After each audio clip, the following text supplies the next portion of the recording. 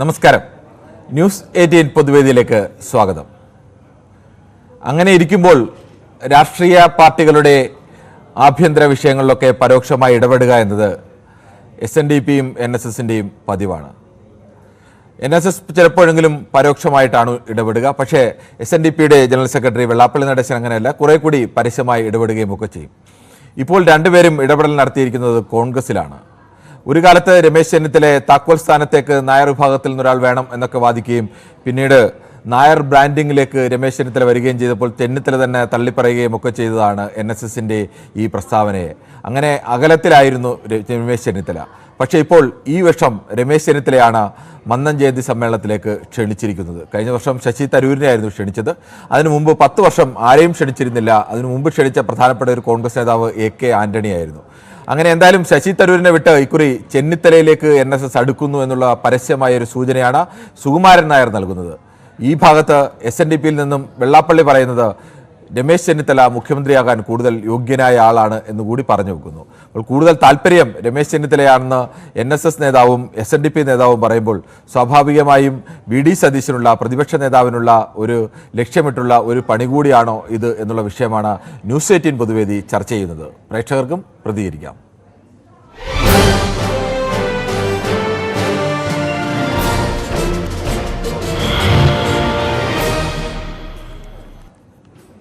ആദ്യ പ്രേക്ഷകനായിരുന്നത് സാബു ആണ് അങ്കമാലിയിൽ നിന്നും.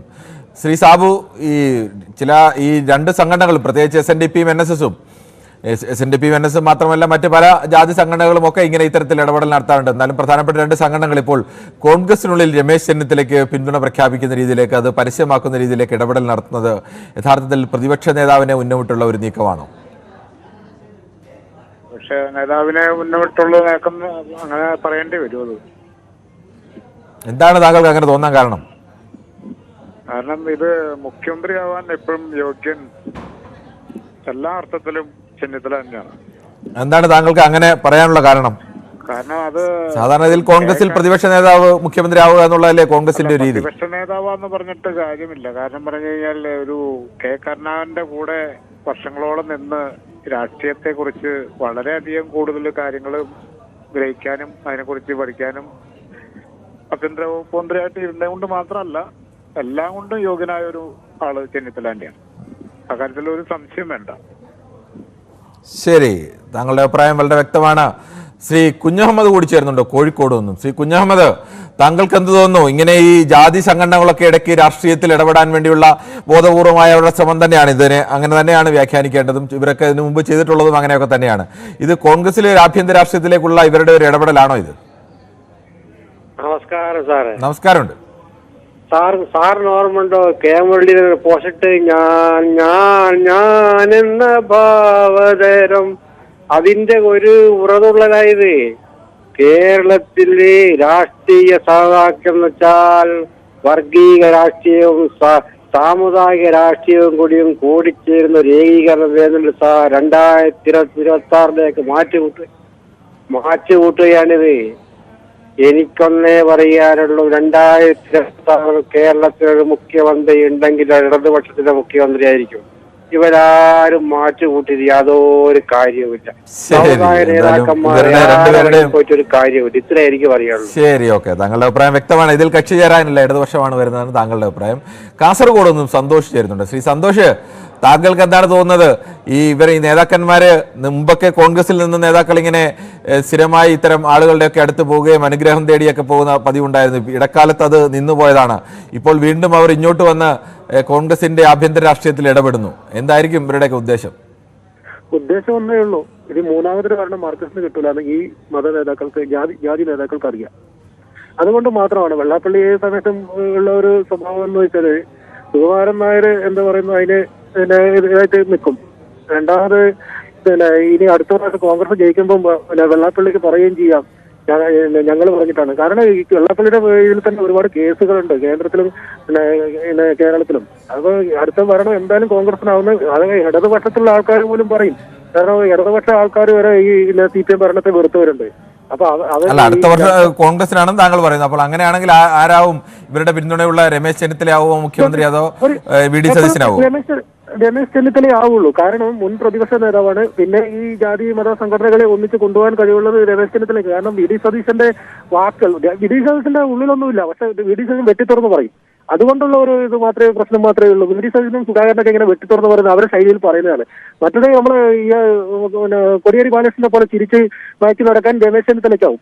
അത് അത്രമാത്രം വ്യത്യാസമുള്ളൂ രമേശിന് വി ഡി സതീശനും. ഇനി ആരെന്തോ വന്നാലും കുഴപ്പമില്ല, കോൺഗ്രസ് വരണമെന്ന് എനിക്ക് ആഗ്രഹമുള്ളൂ. ശരി, ഓക്കെ. കോൺഗ്രസ്സുകാർക്ക് സ്വാഭാവികമായും അത്തരം ആഗ്രഹങ്ങളുണ്ടാവും. ശ്രീ ഉണ്ണികൃഷ്ണനാണ് പോത്തൻകൂടുമെന്നും. ശ്രീ ഉണ്ണികൃഷ്ണൻ, താങ്കൾക്ക് എന്താണ് തോന്നുന്നത്? ഈ കോൺഗ്രസിന്റെ ആഭ്യന്തര രാഷ്ട്രീയത്തിലേക്ക് കഴിഞ്ഞ കുറച്ചു കാലമായി ഇങ്ങനെ ഇവർ രണ്ടുപേരും ഇടപെട്ടിരുന്നില്ല. ഇപ്പോൾ രണ്ടുപേരും വീണ്ടും ഈ ആഭ്യന്തര രാഷ്ട്രീയത്തിൽ ഇടപെടുകയാണ്. അവർ എന്തുദ്ദേശത്തിലാണ് ഈ ഇടപെടൽ നടത്തുന്നത്? നമസ്കാരമുണ്ട്. നമസ്കാരമുണ്ട്. അടുത്ത് ഒരു മുഖ്യമന്ത്രി മിക്കവാറും ചെന്നിത്തല ആവാനുള്ള എല്ലാ യോഗ്യതയും അദ്ദേഹത്തിനാണ് ഉള്ളതെന്നുള്ളതിൽ 100% ഉറപ്പുണ്ട്. അതിൽ മാറ്റമൊന്നുമില്ല. ഇന്ന് കോൺഗ്രസിലുള്ളതിൽ ഏറ്റവും ജനസമ്മതനായിട്ടുള്ള ആള് ചെന്നിത്തല തന്നെയാണ്. അതിൽ ഒരു മാറ്റമല്ല. വേറെ ആർക്കും ആ സ്ഥാനത്ത് വരാനുള്ള ഒരു ഇതൊന്നും ഇപ്പോഴത്തെ നിലയിലില്ല. അത് അവർക്കറിയാം. അത് നമ്മുടെ സുകുമാരൻ അറിയാം. അതുകൊണ്ടാണ് അന്ന് മുൻകൂട്ടി ഇപ്പൊ പുള്ളി ഇതൊക്കെ മുൻകൂട്ടി കണ്ട് പറഞ്ഞതാണ്. UDF പിന്തുണ കൊടുക്കുന്നത് പരസ്യമായി തന്നെ തെരഞ്ഞെടുപ്പിന് അന്ന് പറഞ്ഞാണ്. പക്ഷേ UDF ജയിച്ചില്ല. അല്ല, അന്ന് നമ്മളെ കിറ്റും കാര്യങ്ങളൊക്കെ നമ്മളെ ചതിച്ചു. അതൊന്നും പറയുന്നത് കാര്യമില്ല. പക്ഷേ ഇന്ന് നിങ്ങൾക്ക് വിഷയ കാര്യത്തിലുള്ള പോലെ എനിക്ക് ഒരു സംശയം. അതാണ് കേരളത്തിൽ ഇന്നൊരു രാഷ്ട്രീയ നമുക്ക് ഈ പുള്ളിക്കാരൻ പോവാതിരിക്കുകയെ അവിടെ പോയി സംസാരിക്കുകയും എന്തോ ആയിക്കൊണ്ടിട്ട് ആരും മുഖ്യമന്ത്രി എന്തായാലും താങ്കളുടെ അഭിപ്രായത്തിൽ ഏത് വിഷയം എടുക്കണമായിരുന്നു പറയുന്നത്? തൂങ്ങിച്ചത്തിരിക്കണം, അവന്റെ ബോഡി പോലും അടക്കിയില്ല. നിങ്ങൾ അതിനെ കുറിച്ച് എന്ത് ചർച്ച വയ്ക്കാത്തത്? ഏതിനെ കുറിച്ചാണ്? അല്ല, ഒരു പാവപ്പെട്ടവന്റെ ജീവിതകാലം മുഴുവനുള്ള സമ്പാദ്യം കൊണ്ടുവന്ന് ഒരു ബാങ്കിൽ കൊണ്ട് തള്ളിയിട്ട് അവനെ ആക്രമിച്ച് വിട്ട് അവൻ കയറി തൂങ്ങി മരണം നടന്നിട്ട് അവന്റെ ബോഡി പോലും അടക്കം ചെയ്തില്ല. അതിനെ കുറിച്ച് നിങ്ങൾ എന്താ ചർച്ച വയ്ക്കാത്തത്? ശരി, താങ്കൾ പറഞ്ഞൊരു പ്രധാനപ്പെട്ട വിഷയം തന്നെയാണ്. ആ വിഷയത്തിൽ നമ്മൾ ഒരുപാട് വാർത്തകളൊക്കെ തുടർച്ചയായി നൽകിയിരുന്നു. പൊതുവേദിയിലും ചർച്ച ചെയ്യാൻ പറ്റുന്ന ഒരു വിഷയം തന്നെയാണ്. എന്തായാലും നമുക്ക് മറ്റൊരു പ്രശ്നത്തിലേക്ക് കൂടി പോകേണ്ടതുണ്ട്. മൊയ്തീൻ കുഞ്ഞാണ് കായംകുളത്ത് നിന്നാണ്. ശ്രീ മൊയ്തീൻ കുഞ്ഞ്, താങ്കൾ കായംകുളത്ത് എവിടെയാണ്? ഞാൻ കായംകുളം മുനിസിപ്പൽ അതിർത്തി തന്നെ കോളേജ് ജംഗ്ഷനിലാണല്ലേ? ഞാൻ ആ കോളേജിൽ പഠിച്ച ആളാണ്. ഇന്നലെ എവിടെ ആയിരുന്നു? ഇന്നലെ മനു ഉണ്ടായിരുന്നല്ലോ. സാറിനെ കണ്ടില്ല. ശരി, ഞങ്ങൾ രണ്ടുപേരോട് പറ്റില്ലല്ലോ. ഞങ്ങൾ രണ്ടുപേരുമാണ് ഈ പരിപാടി അവതരിപ്പിക്കുന്നത്. ഇടയ്ക്ക് ദിവസങ്ങളിൽ ഞങ്ങൾ മാറി മാറിയാണ് അവതരിപ്പിക്കുന്നത്. എന്തായാലും താങ്കൾക്ക് എന്താണ് തോന്നുന്നത്? ഈ ഇപ്പോൾ സുകുമാരൻ നായരും വെള്ളാപ്പള്ളി നടേശനും ഒക്കെ ഇറങ്ങിയിരിക്കുന്നത് കോൺഗ്രസിനകത്തെ ഒരു അഭിപ്രായമൊക്കെ പറഞ്ഞ് ഇറങ്ങിയിരിക്കുന്നതിനുള്ള ലക്ഷ്യം എന്താവും? ഞാനൊരു പക്ക കോൺഗ്രസ്സുകാരനാണ്. ഞാൻ വാർഡ് പ്രസിഡന്റാണ്. ശരി, 43-ാം വാർഡിന്റെ പ്രസിഡന്റുമാണ്. അപ്പം ഇവരിപ്പോ 5 പേരാണ് കുപ്പായം തയ്ച്ചു വെച്ചിരിക്കുന്നത് കോൺഗ്രസിന്റെ. ഒന്ന് രമേശ് ചെന്നിത്തല, ഒന്ന് VD സതീശന്, ഒന്ന് ശശി തരൂര്, ഒന്ന് KC ഒന്ന് K സുധാകരൻ. 5 പേര്. ഓക്കെ. ഇതിനകത്ത് ഈ 5 പേരിൽ ഏറ്റവും ബെസ്റ്റ് ഈ ഇദ്ദേഹം തന്നെയാണ്. നമ്മുടെ മുൻ പ്രതിപക്ഷ നേതാവ് രമേശ് ചെന്നിത്തല. രമേശ് ചെന്നിത്തല. ഓക്കെ. അപ്പം ഈ 5 പേരും കൂടി ഇങ്ങനെ നിന്ന് ഈ മത്സരിച്ചു കഴിഞ്ഞാൽ ഇതിനകത്തുനിന്ന് ആര് ജയിച്ചു വരും എന്നുള്ളതാണ് ഇതിൽ കിടക്കുന്ന ഒരു പ്രശ്നം. തമ്മിലടിച്ച് അവസാനം ജയം ഇല്ലാതാവുന്ന അവസ്ഥ എത്തുമെന്നാണ് താങ്കൾ കോൺഗ്രസ് പ്രവർത്തന താങ്കളുടെ ആശങ്ക? അതെ അതെ. ശരി, ഓക്കെ. എന്തായാലും താങ്കളുടെ അഭിപ്രായം വ്യക്തമാണ്. ശ്രീ വിക്രമനാണ് അടൂരിൽ നിന്ന് ചേരുന്നത്. ശ്രീ വിക്രമൻ, താങ്കൾക്ക് എന്താണ് തോന്നുന്നത്? ഈ എന്തായാലും ഈ NSSന്റെ നേതാവും SNDPയുടെ നേതാവും ഒക്കെ ഇപ്പോൾ വെള്ളാപ്പള്ളിയും സുകുമാരൻ നായരും ഒക്കെ പറയുന്നത് അങ്ങ് വെറുതെ ഒരു താല്പര്യത്തിന് പറയുന്നതല്ല, അവർ മറ്റു പല ലക്ഷ്യങ്ങളും ഒക്കെ കണ്ടു പറയുന്നതാവും. എന്താവും അവർക്ക് അങ്ങനെ ഒരു താല്പര്യം? നമസ്കാരം സാറേ. നമസ്കാരം. എനിക്ക് പറയാനുള്ളത്, ഇപ്പൊ മുഖ്യമന്ത്രിയാകാൻ യോഗ്യൻ ചെന്നിത്തല തന്നെയാണ്. VD സതീശൻ ചുമ്മാ വിടുവായും പറഞ്ഞ് ദാസ്യം കൊണ്ട് നടക്കുന്ന അതാണ് നമ്മുടെ സുകുമാര പണിക്കർക്ക് ഇഷ്ടപ്പെടാത്ത കാര്യം ഈ VD സതീശനെ. അതേസമയം ചെന്നിത്തലയാണെങ്കിൽ സുകുമാരൻ നായരായിട്ട് നല്ല അടുപ്പത്തിലാണ്. നേരത്തെ നല്ല അടുപ്പത്തിലായിരുന്നു. പിന്നീട് അദ്ദേഹം ഈ ചെന്നിത്തലയുമായിട്ടുള്ള അടുപ്പമൊക്കെ കുറച്ചാണ്. കുറച്ച് അതിപ്പോ ഇപ്പൊ വീണ്ടും അത് കാരണം ശശി തരൂരിനെയൊക്കെ വിളിച്ച് ശശി തരൂരിനെയാണ് വിളിച്ചത്. ശശി തരൂരിനെ വിളിച്ചാൽ പോലും ചെന്നിത്തലയായിട്ട് അകലത്തിലുണ്ടെങ്കിലും മാനസികമായിട്ട് അവരിപ്പോഴും അടുപ്പമാണുണ്ട് സാറേ. അത് സാറിന് അറിയാൻ പറ്റില്ല. പിന്നെ മറ്റൊന്ന് വെള്ളാപ്പള്ളി രാമൻ ബിജെപിയുടെ കൊള്ളത്തില്ല. ഇതിപ്പോ ഈ പറയുന്ന വെള്ളാപ്പള്ളി സുകുമാരൻ നായരും ഒക്കെ പലപ്പോഴും പിന്തുണ കൊടുക്കുന്നവരൊക്കെ തോറ്റു പോവുകയാണ്. അതെന്താണ്? അല്ല സാർ, ഞാൻ പറയട്ടെ, വെള്ളാപ്പള്ളി ഇതിപ്പോ അടുത്ത അസംബ്ലി ഇലക്ഷൻ വരുമ്പോ പറയണം ചാടും. വെള്ളാപ്പള്ളിക്ക് അങ്ങനെ ഒരു സ്വഭാവമുണ്ട്. ആ സമയം അനുസരിച്ച് നിൽക്കുന്ന കാര്യങ്ങളാണ് വെള്ളാപ്പള്ളിയെ പറ്റി. പിന്നെ മറ്റൊരു കാര്യം, എനിക്കൊരു കാര്യം പറയാനുള്ളത്, ഈ ജാതീയ സംഘടനകൾ, സമുദായ സംഘടനകൾ രാഷ്ട്രീയ ഇടപെടരുത്. അത് തന്നെയാണ് ശരി. രാഷ്ട്രീയ സംഘടനകൾ, സമുദായ സംഘടനകൾ അതിൽ ഇടപെടാതിരിക്കുക എന്നുള്ളതാണ് ഒരു സാമാന്യ മര്യാദ. ഈ രാഷ്ട്രീയത്തിൽ സമുദായം ഇടപെട്ട ഈ രാഷ്ട്രീയം കലുഷിതമായി പോകും. അത് ഒരുപാട് ഉദാഹരണങ്ങളുണ്ട്. കാരണം ശരി, അറിയാം. നമുക്ക് എന്തായാലും താങ്കളുടെ അഭിപ്രായം വ്യക്തമാണ്. ശ്രീ പ്രദീപ് കൂടി ചേർന്നുണ്ട് തിരുവനന്തപുരത്ത് നിന്ന്. ശ്രീ പ്രദീപ്, താങ്കൾക്ക് എന്താണ് തോന്നുന്നത്? ഇപ്പോൾ പൊടുന്നനെ സുകുമാരൻ നായർ വരുന്നു, തൊട്ടു പിന്നാലെ വെള്ളാപ്പള്ളി വരുന്നു, അവരൊക്കെ കോൺഗ്രസ് രാഷ്ട്രീയത്തിൽ അടുത്ത ആര് മുഖ്യമന്ത്രി ആവണം എന്നൊക്കെ അഭിപ്രായം പറയുന്ന ഒരു അവസ്ഥ. എന്തുകൊണ്ടായിരിക്കും അവർക്ക് ഇങ്ങനെയൊക്കെ തോന്നാൻ കാരണം? നമസ്കാരം മിസ്റ്റർ കിരൺ. നമസ്കാരം. ഹലോ, നമസ്കാരം. മിസ്റ്റർ കിരൺ, നമ്മൾ തമ്മിൽ പലപ്പോഴും വഴക്ക് കൂടാറുണ്ടെങ്കിലും ഒരുപാട് പുരോഗമനമായി ചിന്തിക്കുന്ന ഒരു വ്യക്തിയാണ് താങ്കൾ എന്നുള്ളതിൽ ഐ എം റിയലി അപ്രീഷിയേറ്റീവ്. പക്ഷേ ഈ ജാതിക്കോമരങ്ങളുടെ വിഷയം താങ്കൾ ഈ വേദിയിൽ പിന്നെയും എടുത്തതിനോട് എനിക്ക് അമർഷമുണ്ട് തീർച്ചയായിട്ടും. നമുക്ക് ഈ കേരളത്തിൽ നമുക്ക് അഭിപ്രായം യോജിപ്പുള്ളതും വിയോജിപ്പുള്ളതുമായ ഒരുപാട് വിഷയങ്ങളുണ്ട്. പക്ഷേ നമുക്ക് യോജിപ്പുള്ള വിഷയങ്ങളും നമുക്ക് താല്പര്യമുള്ള വിഷയങ്ങൾ മാത്രമായി നമുക്ക് വാർത്ത എന്ന് പറയുമ്പോൾ എല്ലാം വാർത്തയാണ്. അത്തരം വിഷയങ്ങൾ കൂടി വാർത്തയാണ്. കേരളം ചർച്ച ചെയ്യുന്നതാണ്. പ്രധാനപ്പെട്ട രണ്ട് ജാതി സമുദായ വിഭാഗങ്ങളുടെ നേതാക്കളാണ് ഇവർ രണ്ടുപേരും. അവർ രണ്ടുപേരും പറയുന്ന അഭിപ്രായത്തോട് നമുക്ക് യോജിക്കാം. പക്ഷെ അതിനെ നമുക്ക് തള്ളിക്കളയാൻ കഴിയില്ല. മിസ്റ്റർ കിരൺ, ഇവര് അവരുടെ ജാതിക്ക് വേണ്ടിയല്ലേ പ്രാവാദിക്കുന്നത്, അല്ലാതെ ലോകം സൃഷ്ടിക്കാൻ വേണ്ടിയോ അല്ലെങ്കിൽ മൊത്തത്തിൽ കേരളത്തിന്റെ സമൂഹ ഉന്നമനത്തിന് വേണ്ടിയല്ലല്ലോ. അവർ രണ്ടുപേരും പ്രതിനിധീകരിക്കുന്നത് രണ്ട് ജാതിക്ക് വേണ്ടിയാണ്. ഇതേപോലത്തെ ജാതിയുള്ള ആൾക്കാരെ നമ്മൾ ഒരു കാരണവശാലും വിഷയം പോലും ആക്കാൻ പാടില്ല എന്നുള്ളതാണ് എന്റെ വ്യക്തിപരമായ അഭിപ്രായം. ഒപ്പം ഒരു കാര്യം കൂടെ, ഞാൻ താങ്കളോട് ദിവസവും ഞാനിപ്പോ വിളിക്കുമ്പോൾ എപ്പോഴും ചോദിക്കുന്ന ഒരു കാര്യമുണ്ട്. തിരുവനന്തപുരത്ത് ഒരു വിശ്വപൗരൻ, അദ്ദേഹം എനിക്ക് ഇരട്ട ബാഴ്സലോണ സിറ്റി ഉണ്ടാക്കി തരാമെന്ന് പറഞ്ഞു. ശ്രീ പ്രദീപ്, അതുമായി ബന്ധപ്പെട്ട എന്തെങ്കിലും വാർത്തകൾ വരുമ്പോൾ നമ്മൾ സാധാരണഗതിയിൽ വാർത്തകൾ കറണ്ട് ഇന്ന് ഉണ്ടായ വാർത്ത അല്ലെ ഇന്നലെ ഉണ്ടായ വാർത്ത, അതുമായി ബന്ധപ്പെട്ട വിഷയങ്ങളാണ് എപ്പോഴും പൊതുവേദി ചർച്ചയാക്കുന്നത്. താങ്കൾ പറഞ്ഞൊക്കെ സ്ഥിരമായി നിൽക്കുന്നത് അങ്ങനെ ബാഴ്സലോണ ഇരട്ട നഗരവുമായി ബന്ധപ്പെട്ട ഒരു വിവാദമോ അല്ലെങ്കിൽ അത്തരം വാർത്തകളോ ഒക്കെ വരികയാണെങ്കിൽ സ്വാഭാവികമായിട്ട് എനിക്ക് വേണം. എന്റെ തിരുവനന്തപുരത്ത് ഇരട്ട ബാഴ്സലോണ സിറ്റി എനിക്ക് വേണം. എന്തായാലും താങ്കൾ അത് സ്ഥിരം പറയുന്നതാണ്. അത്തരം വിഷയം വരുമ്പോൾ ആ വിഷയം നമുക്ക് എടുക്കാം. അങ്ങനെ നമുക്ക് പ്രത്യേകിച്ച് ആ വിഷയം എടുക്കരുത് എന്നൊന്നുമില്ല. അത്തരം വിവാദങ്ങൾ തൽക്കാലം ഉണ്ടായിട്ടില്ല. ഈ വിഷയത്തിലാണ് ഇപ്പോൾ വിവാദമോ അല്ലെങ്കിൽ ചർച്ചയോ വാർത്തയോ ഒക്കെ ഉണ്ടായത്. ശ്രീ ജയകുമാറാണ് തിരുവനന്തപുരത്ത്. ശ്രീ ജയകുമാർ, താങ്കൾക്ക് എന്ത് തോന്നുന്നു? ഇത് ഈ ചെന്നിത്തലയെ പിന്തുണയ്ക്കുന്നത് വി ഡി സതീശനിട്ടുള്ള ഒരു പണി ലക്ഷ്യമിട്ടാണോ ഈ രണ്ടുപേരും? നമസ്കാരം. നമസ്കാരം. ഈ ചെന്നിത്തല സുകുമാരൻ നായർ പിന്തുണച്ചു എന്ന് പറഞ്ഞ് ചെന്നിത്തലയ്ക്ക് മുഖ്യമന്ത്രി ആവാനൊന്നും പറ്റില്ല. ഒരു കാരണവശാലും ഇവർ പറയുന്ന ആള് ജയിക്കാറില്ല. ഇവർ തോപ്പിക്കുമെന്ന് പറഞ്ഞ ആള് ജയിക്കാറുമുണ്ട്. വെള്ളാപ്പള്ളി പറയുന്നതും സുകുമാരൻ നായർ പറയുന്നതും ആ സംഘടനയിലുള്ള ആരും തന്നെ വഹിക്കാറില്ല. അവർ പറഞ്ഞ ആ പാർട്ടിക്ക് വോട്ട് ചെയ്യാൻ പറഞ്ഞ ആരും തന്നെ ചെയ്യാറില്ല. ഈ സംഘടനയിൽ പല ആൾക്കാരും ഉണ്ട്. അതുകൊണ്ട് വെള്ളാപ്പള്ളി ആണെങ്കിലും സുകുമാരൻ നായരാണെങ്കിലും ഈ പേരും പറഞ്ഞ് എന്തെങ്കിലും നേട്ടം കൊയ്യാൻ വേണ്ടി ഇവര് ഇപ്പൊ കുറിച്ച തകര പോലെ ഇലക്ഷൻ സമയത്ത് പ്രത്യക്ഷപ്പെടുന്നതാണ്. അല്ല, ഇവരെ കണക്കൂട്ടായിരിക്കണം. പണ്ട് വി ഡി സതീശൻ പറഞ്ഞ പോലെ ഇവരുടെ തിങ്ങ നിറങ്ങാതിരിക്കുകയാണ് ഏറ്റവും നല്ലത്. കോൺഗ്രസിനെ സംബന്ധിച്ചാണെങ്കിൽ ഇപ്പൊ വ്യക്തമായിട്ട് പ്രതിപക്ഷ നേതാവിന്റെ നേതൃത്വത്തിലാണ്, KPCC പ്രസിഡന്റിന്റെയും പ്രതിപക്ഷ നേതാവിന്റെ നേതൃത്വത്തിലാണ് ഈ വരുന്ന ഉപതെരഞ്ഞെടുപ്പുകൾ അത്രയും വൻ ഭൂരിപക്ഷത്തിൽ ജയിച്ചത്. അങ്ങനെ ഇരിക്കും രമേശ് ചെന്നിത്തല കയറി ഇടയ്ക്ക് പണ്ട് താക്കോൽ സ്ഥാനത്തിന് വേണ്ടി വന്നാണ് ഇത് ഇത്രയും നശിക്കാനുള്ള കാരണം. സുകുമാരൻ നായർ കാരണം താക്കോൽ സ്ഥാനത്തേക്ക് വേണ്ടി ഉമ്മൻചാണ്ടി സാറിന്റെ ആഭ്യന്തരം വാങ്ങിയോടുകൂടിയാണ് അത്രയും ശിഥിലമായത്. അതായത് രമേശ് ചെന്നിത്തലയുടെ ഈ പരിപാടിയൊന്നും ഇത്തവണ എന്തായാലും നടക്കൂല.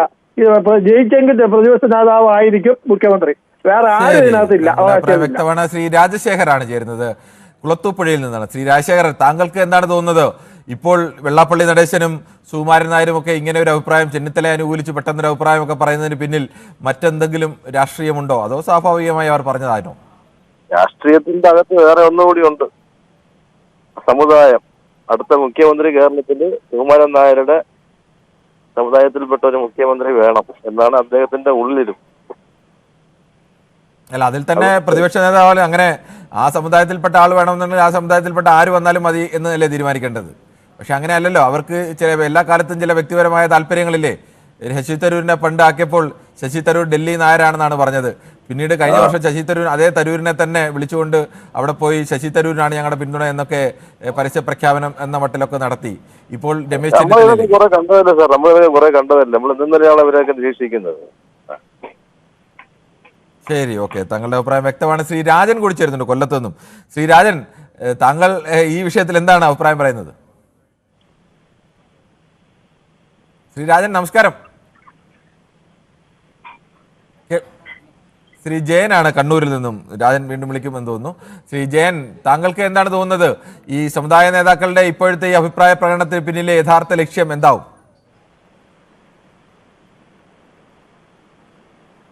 ശ്രീ ജയൻ കേൾക്കുന്നില്ലേ? ഇപ്പൊ പറഞ്ഞെടുത്തോളം ഇപ്പൊ എല്ലാവരും പറയുന്നത് അടുത്ത മുഖ്യമന്ത്രി അടുത്ത മുഖ്യമന്ത്രി ഇപ്പൊ ഇലക്ഷൻ കഴിഞ്ഞിട്ട് ഇപ്പൊ ഒരു തീരുമാനം എടുത്തിട്ടൊന്നും ഇല്ലല്ലോ. അപ്പോ അടുത്ത മുഖ്യമന്ത്രി ഇപ്പം പിണറായി തന്നെ നാലാമതും വരികയാണെങ്കിൽ വന്ന് അങ്ങനെ വരികയാണെങ്കിൽ നാലാമതാവില്ല. മൂന്നാമത് പിണറായി വരും. കാരണം ഇപ്പൊ ഇവർ അടി ഉണ്ടാക്കേണ്ടിട്ടാണ്. കോൺഗ്രസ് അടിച്ച് പിരിയൂ രണ്ടാളും കൂടി. ഒന്നാമത് വി.ഡി. സതീശനും ഈ രമേശ് ചെന്നിത്തല അടിച്ച് കോൺഗ്രസ് നശിക്കേണ്ടിട്ട് അയാൾ എടുത്തിട്ട് ഒരു തീക്കൊള്ളിയാണ് ആടാ. സമുദായങ്ങളെ നേതാക്കന്മാർ പറഞ്ഞാൽ അനുയായികൾ വോട്ട് ചെയ്യണമെന്നില്ല. അനുയായികൾ സമുദായത്തിന്റെ പിന്നാലെ നടക്കുന്ന ആൾക്കാരല്ല ഇവിടെ കൂടുതൽ ജനങ്ങൾ. ഈ നായർ സമൂഹം കംപ്ലീറ്റ് കോൺഗ്രസിന് വോട്ട് കൊടുക്കുമെന്നാണ് അവരുടെ വിശ്വാസം. നമ്മുടെ നാട്ടിൽ കുറെ നായന്മാരുണ്ട്. എല്ലാ ആൾക്കാരും ഇടതുപക്ഷം ചിന്താധിക്കാരാണ്. എല്ലാവരും വോട്ട് കിട്ടുമെന്ന് ആരും ചിന്തിക്കണ്ട. അങ്ങനെയൊന്നും കേരളത്തിലെ ഇവർ രണ്ടുപേരും നല്ല കേരളത്തിലെ ഒരു സമുദായ സംഘടനയും പറഞ്ഞാൽ ആ സമുദായ സംഘടന പറയുന്ന അനുസരിച്ച് പോയി വോട്ട് കുത്താൻ പറ്റിയ മനുഷ്യരൊന്നുമല്ല കേരളത്തിലെ. ഇനി അത് ഈ രണ്ട് സംഘടനകൾ മാത്രമല്ല, ക്രിസ്ത്യൻ ആയാലും മുസ്ലിം ആയാലും ഏത് സംഘടനയിലായാലും ഒക്കെ ഉള്ളവർക്ക് അവർക്ക് സ്വന്തമായ രാഷ്ട്രീയമൊക്കെ ഉണ്ട്. പിന്നെ ഇവരിങ്ങനെ കാറ്റ് വരുമ്പോൾ തൂറ്റുക എന്ന് പറയുന്ന പോലെ എല്ലാവരും, അതിന് ഇവർ മാത്രമല്ല, ഈ പൊതുവെ സമുദായ സംഘടനകളൊക്കെ ചെയ്യുന്ന ഒരു പരിപാടിയാണ്. ആര് ജയിക്കും ആര് തോക്കുമെന്നൊക്കെ ഉണ്ട്. അവിടെ ചില അഭിപ്രായങ്ങളൊക്കെ പറഞ്ഞു വെക്കും അവർക്ക്. ഇപ്പൊ പറയുന്നത് കഴിഞ്ഞാല് അടുത്ത മുഖ്യമന്ത്രി ഈ അടുത്ത മുഖ്യമന്ത്രി ആരാണ് ഇപ്പൊ? ശരി, ഓക്കെ, താങ്കളുടെ അഭിപ്രായം വ്യക്തമാണ്. മനോജാണ് കോട്ടയത്ത് നിന്ന് ചേരുന്നത്. ശ്രീ മനോജ്, താങ്കൾക്ക് എന്താണ് തോന്നുന്നത്? ഈ സുകുമാരൻ നായരും വെള്ളാപ്പള്ളിയും ഇപ്പോൾ ഇങ്ങനെ ഒരു രാഷ്ട്രീയം പറയാനുള്ള കാരണം എന്താവും? ഈ രാഷ്ട്രീയ നേതാക്കന്മാർക്ക് വിലയിടുന്ന ഒരു സിസ്റ്റമായത് ശരിക്കും ഇന്നത്തെ കാലത്തൊക്കെ ഈ ജാതീയമായി അല്ലെങ്കിൽ വർഗീയമായി ഒക്കെ ചിന്തിച്ചുകൊണ്ട് ഇതുപോലെ പറയുന്ന സാമുദായിക നേതാക്കന്മാർക്ക് ഒരു പരിഗണനയും കേരളത്തിലെ ജനങ്ങൾ, വിദ്യാസമ്പന്നരായ ജനങ്ങൾ കൊടുക്കില്ല. ഇപ്പം ഇന്നിപ്പം സുകുമാരൻ നായർ പറയുന്നു, നാളെ വെള്ളാപ്പള്ളി നടേശൻ പറയുന്നു. ഇവരൊക്കെ സത്യത്തിൽ കേരള രാഷ്ട്രീയത്തിലെ ആരാണ് എന്ന് പോലും ജനങ്ങൾ ചിന്തിച്ചു പോവുകയാണ്. അവരവരുടെ സമുദായത്തിന്റെ കാര്യം പറയട്ടെ. ഇവര് മാത്രമല്ലല്ലോ സമുദായമായിട്ട് കേരളത്തിലുള്ളത്. കേരളത്തിൽ എത്രയോ സാമുദായിക സംഘടനകളുണ്ട്. അവരെല്ലാവരും കൂടി ഇതുപോലെ വില പേശാൻ വന്നാൽ നമ്മുടെ ഈ കേരളത്തിന്റെ അവസ്ഥ എന്താവും? ഇപ്പം അങ്ങനെ ഈ കാര്യത്തിൽ അങ്ങനെ അത്യപൂർവം പേരെ ഒഴികെ ബാക്കി ആരും അങ്ങനെ പിന്നിലൊന്നുമല്ല. ചിലർ പരസ്യമായും ചിലർ രഹസ്യമായിട്ടും ഒക്കെ ഇങ്ങനെയുള്ള വില പേശൽ നടത്തുന്നവരാണ് മിക്കവാറും സമുദായ സംഘടനകളുടെ നേതാക്കളൊക്കെ. വളരെ കുറച്ച് പേരുള്ള അതിൽ മാറി നിൽക്കുന്നത്. അതെ. അത് ഈ പരസ്യവും രഹസ്യവുമായ ഇതുപോലുള്ള ഇടപാടുകളാണ് ഇവിടെ അവസാനിപ്പിക്കേണ്ടത്. എന്താന്ന് വെച്ച് കഴിഞ്ഞാല് നമ്മുടെ കോവിഡ് കാലഘട്ടം നമ്മളൊന്ന് കണക്കിലെടുക്കേണ്ട കാലഘട്ടമാണ്. അന്നിവിടെ ദൈവങ്ങളും ഇല്ലായിരുന്നു. ഈ പറയുന്ന ഒരു സാധനം സാമുദായിക നേതാക്കന്മാരും ആരും ഇല്ലായിരുന്നു. ഇവിടെ ഉണ്ടായിരുന്നോ? ശരിയാണ്, താങ്കൾ പറയുന്നത് സമ്പത്തുമൊന്നും ആർക്കും പ്രശ്നമായിരുന്നില്ല. എല്ലാവരും പ്രളയം വന്നപ്പോഴും കോവിഡ് വന്നപ്പോഴും എല്ലാവരും മനുഷ്യരായിരുന്നു. അത് കഴിയുമ്പോഴാണ് പിന്നെ ഓരോരുത്തരും ഓരോ കള്ളിയിലേക്ക് മാറുന്നത്. ശരി, ശ്രീ ജോസഫ് കൂടി ചേരുന്നുണ്ടോ കൊച്ചിയിൽ നിന്നാണ്. ശ്രീ ജോസഫ്, താങ്കൾക്ക് എന്താണ് തോന്നുന്നത്? ഇപ്പോൾ ഇങ്ങനെ ഒരു അഭിപ്രായം കോൺഗ്രസിനുള്ളിൽ പറയുമ്പോൾ അവർ മറ്റു ചില ലക്ഷ്യങ്ങളൊക്കെ കാണുന്നുണ്ടോ? നമസ്കാരം. എനിക്ക് പറയാനുള്ളത്, ഇവിടെ വി.ഡി. സതീശനെയും രമേശ് ചെന്നിത്തലയെയും ഉയർത്തിക്കാണിച്ച് രണ്ട് തട്ടായി നമ്മൾ സംസാരിക്കുമ്പോൾ, ഈ രണ്ട് നേതാക്കന്മാരെ കുറിച്ച് നമ്മൾ വിലയിരുത്തുമ്പോൾ സീനിയറായ ചെന്നിത്തല വന്ന വഴിയും വി.ഡി. സതീശൻ വന്ന വഴിയും നമ്മൾ വിലയിരുത്തണം. ചെന്നിത്തല വന്നത് കരുണാകരന്റെ ആശീർവാദത്തോടെ KSUവിന്റെ സംസ്ഥാന പ്രസിഡന്റ് മുതൽ നാളിതുവരെ അദ്ദേഹം ചീഫ് പോസ്റ്റ് സുരക്ഷിത സ്ഥാനത്ത് നിന്നാണ് അവർ ജയിച്ചു ആളായിക്കൊണ്ടിരുന്നതും. പക്ഷേ രാഷ്ട്രീയ പ്രവർത്തനത്തിൽ അദ്ദേഹം ഫെയിലിയറാണ്. പാർട്ടി വളർത്തിയിട്ടില്ല, പാർട്ടിക്ക് നല്ല സംഭാവന കൊടുത്തിട്ടുമില്ല. ആ സമയത്ത് വി.ഡി. സതീശനാവട്ടെ ഈ രമേശ് ചെന്നിത്തലയുടെ കയ്യിൽ നിന്നാണ് മെമ്പർഷിപ്പ് KSUവിന്റെ വാങ്ങിച്ച് വലുതായതും അദ്ദേഹം ഇടതുപക്ഷ കോട്ടയിൽ നിന്നാണ് ഈ പറവൂരിൽ നിന്ന് ജയിച്ചുകൊണ്ടിരിക്കുന്നതും. അദ്ദേഹത്തിനെ ഏൽപ്പിക്കുന്ന ജോലി കൃത്യമായി പാർട്ടി വളർത്തുന്നതിന് വേണ്ടി അദ്ദേഹം അഹോരാർത്ഥം ഇപ്പോഴും പണിയെടുത്തുകൊണ്ടിരിക്കുകയാണ്. ആര് മുഖ്യമന്ത്രിയാണ് തീരുമാനിക്കുന്ന ഹൈക്കമാൻഡാണ്. കഷ്ടകാലത്തിന് കേരളത്തില് കോൺഗ്രസിന് ഭൂരിപക്ഷം അത് എല്ലാം ശരിയാണ്. പക്ഷേ ഈ രണ്ടുപേരും അങ്ങനെ മോശക്കാരായ ആളുകളാണ് എന്നുള്ള അഭിപ്രായം എനിക്കില്ല. അല്ല, വിലയിരുത്തുമ്പോൾ തന്നെയായാലും രമേശിന്റെ ഭാഗത്തുനിന്നായാലും രമേശ് ചെന്നിത്തല കേരളത്തിൽ വലിയ കെ കരുണാകരനെ പോലൊരു നേതാവ് കോൺഗ്രസിനെ വഞ്ചിച്ച് മറുഭാഗത്തേക്ക് പോകുമ്പോൾ അവിടെ കോൺഗ്രസിനെ പിടിച്ചു നിർത്തിയ നേതാവൊക്കെയാണ് രമേശ് ചെന്നിത്തല. അതുപോലെ തന്നെ സംഭാവനകൾ വി ഡി സതീശന്റെ ഭാഗത്തു നിന്നുണ്ട്. ഇപ്പോൾ രണ്ടാം പിണറായി സർക്കാരിന്റെ അകത്ത് ഉപതെരഞ്ഞെടുപ്പിലൊക്കെ വലിയ വിജയം നേടിയിട്ടുണ്ട്. സാറേ, തീർന്നില്ല 140 സീറ്റിൽ ഭൂരിപക്ഷം കേരളത്തിന് കിട്ടിക്കഴിഞ്ഞാൽ സ്വാഭാവികമായിട്ടും ഹൈക്കമാൻഡ് പറയുന്നത് കെ സി വേണുഗോപാലിന്റെ പേരായിരിക്കും. അത് നമുക്ക് കാണാം. കെ സി വേണുഗോപാൽ ഇപ്പോൾ ദേശീയ തലത്തിൽ വലിയ ഉത്തരവാദിത്തം വരും. പക്ഷെ ഇത് പാടുപെട്ട് ഇവിടുത്തെ കോൺഗ്രസ് പ്രവർത്തകര് ഭൂരിപക്ഷം വാങ്ങിച്ചെടുക്കുമ്പോൾ മൂലയിൽ നിന്ന് ഇറങ്ങി വരും, ഹൈക്കമാൻഡിന്റെ ആളായിട്ട് വരും. കെ സി വേണുഗോപാൽ പ്രശ്നം പരിഹരിക്കുന്നതിന് വേണ്ടി മുഖ്യമന്ത്രിയാവും. അങ്ങനെ ശ്രീ ബാലനാണ് പാലക്കാട് നിന്നാണ് വിളിക്കുന്നത്. ശ്രീ ബാലൻ, താങ്കൾ എങ്ങനെയാണ് ഈ കോൺഗ്രസ് രാഷ്ട്രീയത്തെയും കോൺഗ്രസ് രാഷ്ട്രീയത്തിൽ സജീവമായി പല ഘട്ടത്തിലും ഇടപെടുന്ന ഈ സമുദായ സംഘടനാ നേതാക്കളെയും ഒക്കെ വിലയിരുത്തുന്നത്? നമസ്കാരം. അതിവിടെ ഈ കോൺഗ്രസിന് കിട്ടാവുന്നതിൽ വെച്ച് ഏറ്റവും നല്ലൊരു പ്രസിഡന്റാണ് കെ സുധാകരൻ. അതുപോലെ കിട്ടാവുന്നതിൽ വെച്ച് ഏറ്റവും നല്ലൊരു പ്രതിപക്ഷ നേതാവാണ് വി ഡി സതീശൻ. പക്ഷെ ഒരു മുഖ്യമന്ത്രി സ്ഥാനത്തേക്ക് അതിപ്പോ ഇപ്പൊ വരിക വരില്ല എന്ന് നമുക്കറിയില്ല. അങ്ങനെ വരികയാണെങ്കിൽ അതൊരു ചെന്നിത്തലയ്ക്കാണ് കുറച്ചുകൂടെ ഒരു കഴിവെന്ന് വെച്ചാൽ അങ്ങനെ ഒരു ഏകോപന ഒരു സ്വാധീനം അല്ലെങ്കിൽ എല്ലാവരും കൂടെ ഒരുമിച്ച് കൊണ്ടുപോകാനുള്ള ഒരു ഇത് ചെന്നിത്തലയ്ക്കുണ്ട്.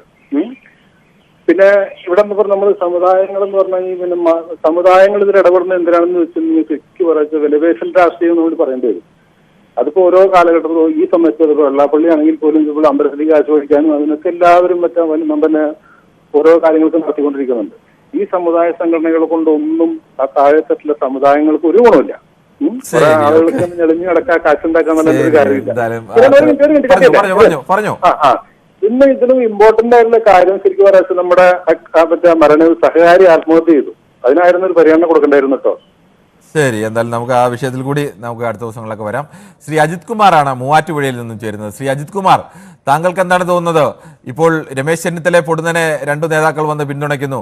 അത് യഥാർത്ഥത്തിൽ വി ഡി സതീശനെ ലക്ഷ്യമിട്ടുള്ള ഒരു പണിയാണോ? താങ്കൾ ആ ടി വി ഒന്ന് മ്യൂട്ട് ചെയ്യോ? നമസ്കാരം, ടി വി ഒന്ന് മ്യൂട്ട് ചെയ്യോ?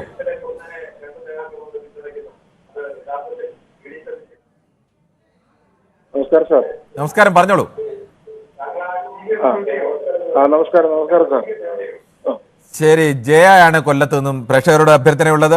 ദയവേത് ന്യൂസ് 18 പൊതുവേദിയിലേക്ക് വിളിക്കുമ്പോൾ ടി വി മ്യൂട്ട് ചെയ്ത ശേഷം വേണം സംസാരിക്കാൻ. ടി വി മ്യൂട്ട് ചെയ്യാതിരുന്നാൽ ഇപ്പോൾ സംഭവിച്ചതുപോലെ ആവും. നമ്മൾ പറയുന്നത് കുറേ നേരം കഴിഞ്ഞാവും അവർ കേൾക്കുന്നത്, അതും കഴിഞ്ഞാവും പ്രതികരണമൊക്കെ വരുന്നത്. ശ്രീമതി ജയ, താങ്കൾക്ക് എന്ത് തോന്നുന്നു? ഈ സമുദായ നേതാക്കൾ ഇപ്പോൾ ഈ രാഷ്ട്രീയത്തിൽ ഇടപെട്ട് ഇങ്ങനെയൊക്കെ സംസാരിക്കുന്നതിന് പിന്നിലെ ലക്ഷ്യം എന്താണ്? നമസ്കാരം കിരൺ. നമസ്കാരമുണ്ട്. NSS SNDP പറഞ്ഞ അവരുടെ സംഘടനയിലുള്ള ആരെങ്കിലും വോട്ട് ചെയ്യുമെന്ന് കിരണിന് തോന്നുന്നുണ്ടോ? ഇവര് രണ്ടുപേരും നായന്മാരാണ്. അപ്പൊ അവരെ നായന്മാരെ തമ്മിലിട്ട് അടുപ്പിക്കാനാണ് ഈ NSSകാര് ഈ അങ്ങനെ ശ്രമിക്കുന്നത്. അവർക്ക് സതീശൻ വോട്ട് ചെയ്യാനുള്ള ഒരു സതീശൻ വോട്ട് ചെയ്യും, രമേശിന് വോട്ട് ചെയ്യാനുള്ള ഒരു രമേശിന് വോട്ട് ചെയ്യും. പക്ഷെ തമ്മിൽ ഭേദം തൊമ്മെന്ന് പറയുന്ന കണക്ക് കുറച്ച് ഒരു നല്ലൊരു ഷോപ്പിങ്ങിലൊക്കെ നല്ല ചിരിച്ചോണ്ടൊക്കെ സംസാരിക്കുന്നത് രമേശ് ചെന്നിത്തലയാണ്. മറ്റേ അദ്ദേഹത്തിന്റെ മനസ്സിലുള്ളത് തുറന്നങ്ങ് പറയും. അപ്പൊ അതുകൊണ്ട് ജനങ്ങൾ വിചാരിക്കട്ടെ ആരാവണം മുഖ്യമന്ത്രി എന്ന്. ഇപ്പൊ രണ്ടുപേരെയും കൂടെ തമ്മിൽ അടുപ്പിച്ച് നായന്മാരിൽ ഒരു പ്രശ്നം ഉണ്ടാക്കാതിരിക്കാനാണ് ശ്രമിക്കേണ്ടുന്നതെന്നാണ് എന്റെ ഇതെന്തായാലും നായരുടെ പ്രശ്നമോ ഈഴവരുടെ പ്രശ്നമോ ഒന്നുമല്ല. ഇത് കേരളത്തിന്റെ രാഷ്ട്രീയ വിഷയമാണ്. അവർക്ക് ജാതി സംഘടനകൾക്ക് അങ്ങനെയൊക്കെ താല്പര്യങ്ങൾ കാണും. ശ്രീ സുധീറാണ് ഏറ്റുമാനൂരിൽ നിന്ന് ചേരുന്നത്. ശ്രീ സുധീർ, താങ്കൾ എങ്ങനെയാണ് ഈ വിഷയത്തെ കാണുന്നത്? നമസ്കാരമുണ്ട്. ഈ വെള്ളാപ്പള്ളിയുടെ വാക്ക് നമുക്ക് വിശ്വസിക്കാൻ പറ്റില്ല. ഈ വലത്തേക്ക് ഇൻഡിക്കേറ്റർ ഇട്ടിട്ട് ഇടത്തേക്ക് തിരിയുന്ന സ്വഭാവമാണ് പുള്ളിയുടെ. അത് നമുക്കറിയാമല്ലോ. ശരി. പിന്നെ ഒരേ സമയം കേന്ദ്ര സർക്കാരുമായും കേരള സർക്കാരുമായും ഒരേപോലെ ഡീൽ ചെയ്ത് പോകുന്ന ആളാണ് അല്ലേ? അല്ല, പുള്ളിക്ക് സ്ഥിരമായ രാഷ്ട്രീയ സ്ഥിരമായ സ്വഭാവമില്ല. വലത്തേക്ക് ഇൻഡിക്കേറ്റർ ഇടും, ഇടത്തേക്ക് വെട്ടിച്ചു തരും. അതാണ് പുള്ളിയുടെ സ്വഭാവം. പിന്നെ കുമാരൻ നായർ സാറിന്റെ കാര്യം എങ്ങനെയാണെന്ന് പറയാൻ പറ്റത്തില്ല. പുള്ളി ഏറെക്കുറെ സമാനമായ അവസ്ഥയൊക്കെ തന്നെ അല്ലേ? അതെ. എന്താ സാർ, സുഖമാണോ? ശരി, സുഖമായിരിക്കുന്നു ശ്രീ സുധീർ. എന്തായാലും ഇതിൽ പ്രതികരിച്ചതിൽ നന്ദി. ശ്രീ അജയകുമാറാണ് ചങ്ങനാശ്ശേരിയിൽ നിന്നും. ശ്രീ അജയകുമാർ, താങ്കൾ എങ്ങനെയാണ് ഈ രണ്ട് പ്രധാനപ്പെട്ട നേതാക്കളുടെ ഈ പൊടുന്നനെയുള്ള ഇപ്പോഴത്തെ ഒരു രാഷ്ട്രീയ അഭിപ്രായത്തെ ഒക്കെ കാണുന്നത്? അല്ല, ഈ രണ്ട് നേതാക്കളും എന്തെങ്കിലും രാഷ്ട്രീയ അഭിപ്രായം പറഞ്ഞതായിട്ട് ഞാനങ്ങ് വായിച്ചില്ല. ഇദ്ദേഹത്തിന് അതെന്താണ് ശ്രീ അജയകുമാർ താങ്കൾക്ക് അങ്ങനെ വായിക്കാൻ കഴിയാതെ പോകുന്നത്? അല്ല, നമ്മൾക്ക് വായിക്കാനാണെങ്കിൽ ഒരുപാട് കാര്യങ്ങൾ നമ്മുടെ അല്ലെങ്കിൽ ഞാൻ ഒരു ചെറിയ സംശയം ചോദിച്ചോട്ടെ. താങ്കൾ അങ്ങനെ പറഞ്ഞതുകൊണ്ടാണ് NSSന്റെ മന്നം ജയന്തി ആഘോഷത്തിലേക്ക് സാധാരണഗതിയിൽ രാഷ്ട്രീയ നേതാക്കളെ വിളിക്കാറില്ലായിരുന്നു. കഴിഞ്ഞ ഒരു 10-25 വർഷത്തിനിടയിൽ ഒറ്റത്തവണ ആദ്യമായി വിളിച്ചത് 10-15 വർഷത്തിന് മുമ്പ് AK ആന്റണി. അന്ന് AK ആന്റണി കേന്ദ്രത്തിൽ 2ാമത്തെ സ്ഥാനത്ത് നിൽക്കുന്ന ഏറ്റവും പ്രധാനപ്പെട്ട ഒരാളാണ്. അങ്ങനെ ഒരാളെ വിളിക്കുന്നതിൽ വേറെ രാഷ്ട്രീയമുണ്ട്. അതിനുശേഷം കഴിഞ്ഞ വർഷം തരൂരിനെ വിളിച്ചു. ഈ തവണ അത് തരൂരിനെ മാറ്റി ഇത്തവണ രമേശ് ചെന്നിത്തലയെ വിളിക്കുന്നു. അത് വ്യക്തമായ ഒരു രാഷ്ട്രീയം തന്നെയല്ലേ ഈ സുകുമാരൻ നായർ പറയുന്നത്? വെള്ളാപ്പള്ളി ആണെങ്കിൽ കുറെ കൂടി വ്യക്തമായി പറഞ്ഞു മുഖ്യമന്ത്രി ആകാൻ കൊള്ളാവുന്ന ആൾ ചെന്നിത്തലയാണ്. അല്ല, വെള്ളാപ്പള്ളി പറഞ്ഞതിന് പ്രത്യേകിച്ച് പിന്നെ മറുപടി പറയാം. സുകുമാരൻ നായർ സാറ് വിളിച്ചത് ഇദ്ദേഹം പറഞ്ഞതുപോലെ AK ആന്റണി സാറിനെ വിളിച്ചിരുന്നു. അതിനുശേഷം BJ കുര്യൻ ഉണ്ടായിരുന്നു. കഴിഞ്ഞ അങ്ങേ വർഷം ശശി തരൂരിനെ വിളിച്ചു. കഴിഞ്ഞ വർഷം മുഖ്യ അതിഥിയായി വിളിച്ചിട്ടുണ്ടോ അറിയില്ല. ശശി തരൂർ AK ആന്റണിയെ വിളിച്ചത് 2013-ലാണ്, 2023-ലാണ്. അതിനുശേഷം പിന്നെ ഒരാളെ വിളിക്കുന്നത്. അതിന് തൊട്ട് മുമ്പോ അതിനുശേഷമോ ഒന്നും അങ്ങനെ കോൺഗ്രസിലെ നേതാക്കളൊക്കെ വിളിക്കാതെ ഒരുപാട് പേർ അവിടെ ചെല്ലാറുണ്ട്. പക്ഷേ അങ്ങനെ വിളിച്ച് ഒരാളെ പ്രധാനപ്പെട്ട അതിഥിയായി ഉദ്ഘാടനം ചെയ്യാനായി അങ്ങനെ വിളിക്കാറില്ല. അത് തരൂരിനെയാണ് കഴിഞ്ഞ പ്രാവശ്യം വിളിച്ചത്. അതിനുശേഷമാണ് തരൂർ കേരളത്തിലെ മുഴുവൻ എല്ലാ മതജാതി സംഘടനകളുടെയും ആളുകളെയൊക്കെ പോയി കേരളത്തിൽ തെക്ക് വടക്ക് കണ്ട് കേരളത്തിന്റെ മുഖ്യമന്ത്രി ആവാൻ ഒരു നീക്കം എന്ന മട്ടിലൊക്കെ നടത്തിയത്. പക്ഷേ എന്തായാലും പിന്നീട് അതൊന്നും നടന്നില്ല. ഓക്കെ, ശശി തരൂരിനെ വിളിച്ചത് കഴിഞ്ഞ വർഷമല്ല, കഴിഞ്ഞ അങ്ങേ വർഷമാണ്. കഴിഞ്ഞ വർഷം NK പ്രേമചന്ദ്രനായിരുന്നു. പ്രേമചന്ദ്രനെ മുഖ്യ ഉദ്ഘാടകനായി ഉദ്ഘാടകനായിരുന്നു. ഞാനുണ്ടായിരുന്നല്ലോ ഫംഗ്ഷനൊക്കെ. അല്ല, പക്ഷെ ഉദ്ഘാടകനായി വിളിച്ചിട്ടില്ല എന്നാണ് എന്റെ ധാരണ. പ്രേമചന്ദ്രനെ വിളിച്ചിരുന്നു, അദ്ദേഹം വന്നിരുന്നു, അദ്ദേഹം വേദിയിലുണ്ടായിരുന്നു, അദ്ദേഹം പ്രസംഗിച്ചു. ഇത്ര എനിക്കറിയാം. ഇനി മുഖ്യമായിട്ടാണോ സഹയായിട്ട് ഇന്ന് ഇത്തരം കാര്യങ്ങൾ എന്നോട് ചോദിക്കട്ടെ, ഞാൻ കണ്ടതാണ്. ഏതായാലും അതോടെ നിൽക്കട്ടെ. ഇപ്പൊ NSSന്റെ ആസ്ഥാനത്ത് കാലാകാലങ്ങളിൽ NSSന്റെ തീരുമാനം അനുസരിച്ച് മുഖ്യ അതിഥികളെയും പ്രഭാഷകരായിട്ട് പലരെയും വിളിക്കും. അതുമായിട്ട് ബന്ധപ്പെട്ടവർ പലരെയും വിളിക്കുക. രാഷ്ട്രീയ സാമൂഹിക മണ്ഡലങ്ങളിൽ പ്രവർത്തിക്കുന്നവരാണ് വിളിക്കുന്നത്. അതിനകത്തിൽ ഒരിക്കലും ഒരു രാഷ്ട്രീയ സന്ദേശമില്ല. രാഷ്ട്രീയ സന്ദേശം നമ്മൾ സ്വയം ഗണിച്ചെടുക്കുകയാണ്. ഇപ്പൊ NSS രമേശ് ചെന്നിത്തല വിളിച്ചുകൊണ്ട് അടുത്ത തെരഞ്ഞെടുപ്പിൽ UDF ജയിക്കുകയും രമേശ് ചെന്നിത്തല മുഖ്യമന്ത്രിയാകുകയും അങ്ങനെയൊന്നും ഉണ്ടാവണമെന്നില്ല. പക്ഷേ NSSന്റെ ഒരു പിന്തുണ അല്ലെങ്കിൽ സുകുമാരൻ നായരുടെ ഒരു പിന്തുണ രമേശ് ചെന്നിത്തലയ്ക്കാണ് എന്ന് വ്യക്തമാക്കാനാണ് അങ്ങനെ ഒരു ക്ഷണം. അല്ല, അത് നമ്മൾ വെറുതെ പറഞ്ഞെടുക്കുന്നത്. അങ്ങനെയാണെങ്കിൽ എല്ലാ പ്രാവശ്യം അങ്ങനെയില്ലല്ലോ. ശ്രീ അജയകുമാർ, താങ്കൾക്ക് ഇത് ഇത്രയും കൃത്യമായി അറിയാവുന്നവർ, താങ്കൾ ഇപ്പോൾ ബോധപൂർവ്വം അങ്ങനെ പറയുന്നതാണെന്നാണ് ഞാൻ കരുതുന്നത്. താങ്കൾക്ക് അറിയാവുന്ന ആളുകൾ തന്നെയാണ്. ഈ സുകുമാരൻ നായരായാലും വെള്ളാപ്പള്ളി നടേശനായാലും അവരൊക്കെ രാഷ്ട്രീയത്തിൽ ഇടപെടാനും രാഷ്ട്രീയത്തിൽ ഇപ്പോൾ അവർക്ക് കുറച്ചു കാലമായി പ്രധാനപ്പെട്ട ഒരു വിഷയം മറ്റൊന്നുകൂടി വേണമെങ്കിൽ രാഷ്ട്രീയത്തിൽ ഞാൻ കുറച്ചുകൂടി തെളിച്ചു പറയാം. VD സതീശനും K സുധാകരനും ഒക്കെ വന്നപ്പോൾ സാധാരണഗതിയിൽ അങ്ങനെ അവിടെയൊക്കെ പോയി നേതാക്കളെ അങ്ങനെ വീട്ടിൽ പോയി കാണുന്ന പതിവിലൊക്കെ ചില മാറ്റങ്ങളൊക്കെ വന്നു. അപ്പോൾ കാര്യമായി ഇടപെടാൻ ഇവർ കഴിയുന്നില്ല. അപ്പോൾ ഇടപെടലിന്റെ ഒരു വഴി കൂടി തേടിയതല്ലേ ഇവർ? VD സതീശൻ പെരുന്നേൽ വന്നിട്ടില്ല എന്നാണ് എനിക്ക് തോന്നുന്നത്. അല്ലെങ്കിൽ VD സതീശൻ ആ ഒരു സമുദായ നേതാക്കന്മാരുടെ പിന്തുണങ്ങാൻ പോകുന്നില്ല എന്ന് അദ്ദേഹം വിളിച്ചു പറഞ്ഞതും കേട്ടതാണ്. അദ്ദേഹം വിളിച്ചു പറയുന്ന തൊട്ടടുത്ത ദിവസം പാണക്കാട് അടുക്കള തിരങ്ങാൻ പോകുന്നത് നമ്മൾ കണ്ടതാണ്. പാണക്കാട് എങ്ങനെയാണ് സമുദായ നേതാവായിട്ട് കാണുന്നത്? പാണക്കാട് മുസ്ലിം ലീഗ് അവരുടെ ഘടകകക്ഷിയല്ലേ? അതന്നെ, അതെനിക്ക് അറിയത്തില്ല കേട്ടോ. പാണക്കാട് മുസ്ലിം ലീഗ് എന്ന് പറയുന്ന സമുദായ നേതാവല്ല, ഘടകകക്ഷിയല്ലേ? ഘടകകക്ഷി ലീഗിന്റെ നേതാവിന്റെ അടുത്ത് പോകുന്നത് എങ്ങനെയാണ്? CPM CPIയുടെ നേതാവിന്റെ അടുത്ത് പോകുന്നത് പോലെ അവർക്ക് അയാൾ മറ്റേതെങ്കിലും ഒരിക്കലും അല്ല. ആ രീതിയിൽ അതിനെ കാണാതെ പ്ലീസ്, അതിനെ ആ രീതിയിൽ നമുക്ക് വേണമെങ്കിൽ കാണാം. ഇപ്പൊ നമ്മൾ മുസ്ലിം ലീഗ് മതേതര അതൊന്നും അല്ലല്ലോ ചോദ്യം. ലീഗ് എന്ന് പറയുന്ന പാർട്ടിയുടെ നേതാവാണ് പാണക്കാട് തങ്ങൾ. ലീഗ് കോൺഗ്രസിന്റെ കഴിഞ്ഞ കുറെ കാലമായി കോൺഗ്രസിനൊപ്പം തന്നെയാണ് ലീഗ്. അപ്പോൾ അവരുടെ ഘടകകക്ഷി നേതാവിന്റെ അടുത്ത് പോകുന്നതിനെ നിങ്ങൾ ഈ സമുദായ നേതാക്കൾ ഏതെങ്കിലും സഭയുടെ നേതാവിനെയോ അല്ലെങ്കിൽ NSSന്റെ SNDPയുടെ നേതാവിനെയോ പോയി കാണുന്നത് പോലെ കാണേണ്ടതുണ്ടോ? അദ്ദേഹം സഭയുടെ നേതാക്കളെയും കണ്ടിട്ടുണ്ടല്ലോ. VD സതീശൻ സഭയുടെ നേതാക്കളെയും കണ്ടിട്ടുണ്ടല്ലോ. സതീശൻ ആരെ കണ്ടിട്ടില്ല എന്ന് എനിക്കറിയില്ല. സതീശൻ പക്ഷേ പോകാറില്ല എന്ന് പറഞ്ഞിട്ടുണ്ട്. അപ്പൊ ആ തിണ്ണ അദ്ദേഹം ഉദ്ദേശിച്ചത് പെരുന്നേല തിണ്ണയാണെന്നുണ്ടെങ്കിൽ പെരുന്നേല തിണ്ണയ്ക്ക് അദ്ദേഹം വരണ്ട, അത്രേ ഉള്ളൂ. ആ തിണ്ണയ്ക്ക് അദ്ദേഹത്തിന് സ്ഥാനമില്ല. ആ തിണ്ണയ്ക്ക് സ്ഥാനമുള്ളവർ അവിടെ വരും. NSസുമായിട്ട് NSന്റെ ഗരിമയെ ഉൾക്കൊണ്ട് അതിന്റെ അങ്ങനെയൊക്കെ പറയാൻ കഴിയുമോ? അദ്ദേഹം കൂടി ഉൾപ്പെടുന്ന ഒരു സമുദായത്തിന്റെ ആസ്ഥാനമാണെങ്കിൽ അദ്ദേഹത്തിന് സ്വാഭാവികമായും എന്റെ വ്യക്തിപരമായ അഭിപ്രായം ഞാൻ പറയുകയാണ്. നിങ്ങളുടെ വീട്ടിൽ വരാൻ തയ്യാറല്ലെങ്കിൽ, നിങ്ങളുടെ ചാനൽ വരാൻ എനിക്ക് തയ്യാറല്ലെന്നുണ്ടെങ്കിൽ പിന്നെ നിങ്ങൾ വരണ്ട. നിങ്ങൾ കൂടി അവകാശപ്പെട്ട ഒന്നാണെങ്കിൽ നിങ്ങൾക്ക് പോകണമെങ്കിൽ പോകാം. അല്ല, അന്ന് മന്നം ജയന്തിയുടെ ആർക്കും വരാമല്ലോ, അവിടെ ആർക്കും വന്നിട്ട് പോകാമല്ലോ. കഴിഞ്ഞ വർഷം രമേശ് ചെന്നിത്തല ഉണ്ടായിരുന്നല്ലോ അവിടെ. കഴിഞ്ഞ വർഷം രമേശ് ചെന്നിത്തല അവിടെ ഒന്ന് പുഷ്പാർച്ചന നടത്തിയിട്ട് പോയി. അപ്പൊ വേദിയിൽ എല്ലാ വർഷവും ഒരു 5-6 പേരെ വിളിച്ചു കയറ്റി മുഖ്യാതിഥിയാക്കാൻ പറ്റുമോ? ശരി, ഓക്കെ. എന്തായാലും താങ്കൾ അത് കുറച്ചുകൂടി പരിശോധിക്കുക. എന്തായാലും താങ്കൾ അത് പറയുന്നതിന്റെ താങ്കൾക്ക് ഇതൊന്നും അറിയാത്ത ആളല്ല എന്ന് എനിക്ക് നന്നായിട്ട് തന്നെ അറിയാം. സ്ഥിരമായി സംസാരിക്കുന്ന ആളാണല്ലോ. എന്തായാലും കഴിഞ്ഞ 3 പേരെയാണ് മുഖ്യാതിഥിയായി വിളിച്ച് അല്ലെങ്കിൽ ഉദ്ഘാടനത്തിന് അങ്ങനെ ആ തരത്തിൽ ചെയ്തിട്ടുള്ളത് എന്നാണ് എൻ്റെ ധാരണ. അതിനപ്പുറത്തേക്ക് ആളുകളുണ്ടെങ്കിൽ നമുക്കത് പരിശോധിക്കുകയും ചെയ്യാം. ശ്രീ രാജശേഖരൻ നായരാണ് ചേരുന്നത്, അത് ഇടക്കുളത്ത് നിന്നാണ്. ശ്രീ രാജശേഖരൻ നായർ, താങ്കൾക്ക് എന്താണ് തോന്നുന്നത്? ഇപ്പോൾ ഈ 2 പ്രധാനപ്പെട്ട നേതാക്കൾ ഒരു അഭിപ്രായവുമായി വന്നിരിക്കുന്നു. അവർ രണ്ടുപേരും കോൺഗ്രസിന്റെ ആഭ്യന്തര വിഷയത്തിലാണ് അഭിപ്രായങ്ങൾ കൂടി പറഞ്ഞിരിക്കുന്നത്. എന്താവും ഇവരുടെ ഉദ്ദേശം? നമസ്കാരം. നമസ്കാരം. ഇപ്പം SNDPയും NSSും ഒരു രാഷ്ട്രീയ പ്രീണതയ്ക്ക് വേണ്ടി രമേശ് ചെന്നിത്തലയെ വിളിച്ചു എന്ന് പറയുന്നതിൽ സ്വാർത്ഥത കാണാം. പക്ഷെ കേരളത്തിലെ എല്ലാ പ്രസ്ഥാനങ്ങൾക്കും എല്ലാ വ്യക്തികൾക്കും ഒരു സ്വാർത്ഥ താല്പര്യമുണ്ട്. അതിന്റെ ഭാഗമായിട്ട് മാത്രമേ നമുക്ക് ഇതിനെയും കാണാൻ നോക്കൂ. പിന്നെ സതീശനെ കുറിച്ചും രമേശ് ചെന്നിത്തലയെ കുറിച്ച് പറയുകയാണെങ്കിൽ രമേശ് ചെന്നിത്തല കുറച്ചുകൂടെ പക്വത വന്ന രാഷ്ട്രീയ നേതാവാണെന്നാണ് എന്റെ വ്യക്തമായ അഭിപ്രായം. അത് ഈ തന്നെ പഴുത്തതും തല്ലിപ്പഴിപ്പിച്ചതും തമ്മിലുള്ള ഒരു വ്യത്യാസമുണ്ട്. ആ ഒരു വ്യത്യാസം ഇവർ തമ്മിൽ കാണുന്നുണ്ട്. പിന്നെ SNDPക്കും NSSനും മാത്രം രാഷ്ട്രീയത്തിലൊന്നും വിടാൻ പാടില്ല, രാഷ്ട്രീയ അഭിപ്രായം പാടില്ല എന്നുള്ളത് ശരിയല്ല. ഇവിടെ പല സംഘടനകളും പല ജാതീയ സംഘടനകളും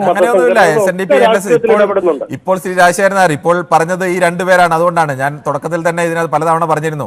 SNDPയും NSSും മാത്രമല്ല, കേരളത്തിലെ അത്യപൂർവം ചില സംഘടനകൾ ഒഴികെ ഒട്ടുമിക്ക മത ജാതി സംഘടനകളും രാഷ്ട്രീയത്തിൽ ഇടപെടുകയും അവസരം നോക്കി അഭിപ്രായങ്ങൾ പറയുകയും മാറ്റുകയും മറിച്ചുമൊക്കെ അവരുടെ കാര്യങ്ങൾ നേടാൻ വേണ്ടി പലതും ചെയ്യാറുമൊക്കെ ഉണ്ട്. അതൊന്നും ഞാൻ നിഷേധിക്കുന്നില്ല, അതൊക്കെ ഉണ്ട്. അത് കറക്റ്റാണ്. പക്ഷെ ഇവർ പറയുമ്പോൾ മാത്രം അതിനെക്കുറിച്ച് ജാതി സംഘടനകൾ ഇടപെടുന്നു, മതസംഘടനകളല്ലോ ശ്രീ അങ്ങനെയല്ലല്ലോ. ഇവർ 2 പേരുമാണ് ഇപ്പോൾ പറഞ്ഞത്. ഇപ്പോൾ ഇവർ 2 പേരും പറഞ്ഞു. ചിലർ പരസ്യമായി പറയും, ചിലർ രഹസ്യമായി പറയൂ.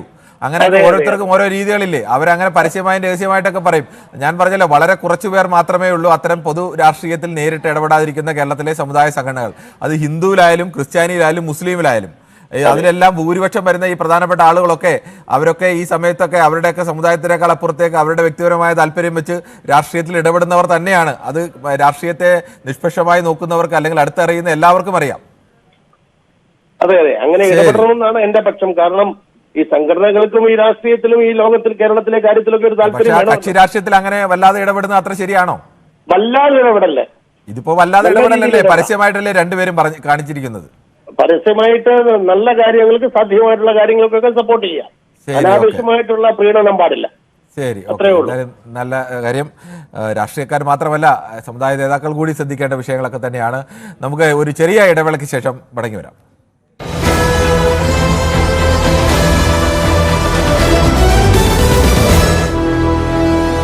സാഹിത്യ ഇത് തിരുനെൽവേലിക്കടുത്തുള്ള കലൂർ എന്ന ഒരു പ്രദേശമാണ്, ഒരു ഉൾപ്രദേശം. അവിടെ ഇങ്ങോട്ട് വരണമെങ്കിൽ തന്നെ ചെറിയ വഴികൾ ഒക്കെ ഉള്ള ഒരു പ്രദേശം, ഒരു ഗ്രാമീണ പ്രദേശം എന്ന് പറഞ്ഞാൽ പോരാ, ഒരു വനമേഖല പോലെ തോന്നാവുന്ന അധികം ആൾത്താമസമൊന്നും ഈ മേഖലയിൽ ഒന്നുമില്ലാത്തൊരു പ്രദേശം. ഇത്തരത്തിൽ 11 ഇടങ്ങളിലാണ്, 5 സ്പോട്ടുകളിലായി 11 ഇടങ്ങളിലാണ് വലിയ രീതിയിൽ മാലിന്യ നിക്ഷേപം ഉണ്ട് എന്ന് ഇവിടുത്തെ ജില്ലാ കളക്ടർ പറയുന്നത്. അതിലൊരു പ്രദേശമാണ് ഈ കലൂർ. അതിൻ്റെ ഒരു ഭാഗമാണ് നമ്മൾ ഇപ്പോൾ കാണുന്നത്. എത്രത്തോളം ഭീകരമായ ദൃശ്യങ്ങൾ നമുക്കറിയാം. കാലികൾ, വലിയ പുല്ലും പച്ചപ്പും ഒക്കെ ഉള്ള മേഖലയാണ് ഇവിടെ. സാധാരണ കാലികളെ മേയാൻ വിടുന്ന സ്ഥലം അവിടെ. പക്ഷേ ഈ കാലികൾ ഇപ്പോൾ കഴിക്കുന്നത് ഈ പ്ലാസ്റ്റിക് മാലിന്യങ്ങൾ ഉൾപ്പെടെയുള്ളവയാണ്. അത്യന്തം ഞെട്ടിക്കുന്ന ദൃശ്യങ്ങളാണ് ഇവിടെ നമുക്കിപ്പോൾ കാണാൻ ഉള്ളത്. പ്ലാസ്റ്റിക് മാലിന്യങ്ങൾ, ഈ ആശുപത്രി മാലിന്യങ്ങൾ, ഭക്ഷണാവശിഷ്ടങ്ങൾ തുടങ്ങി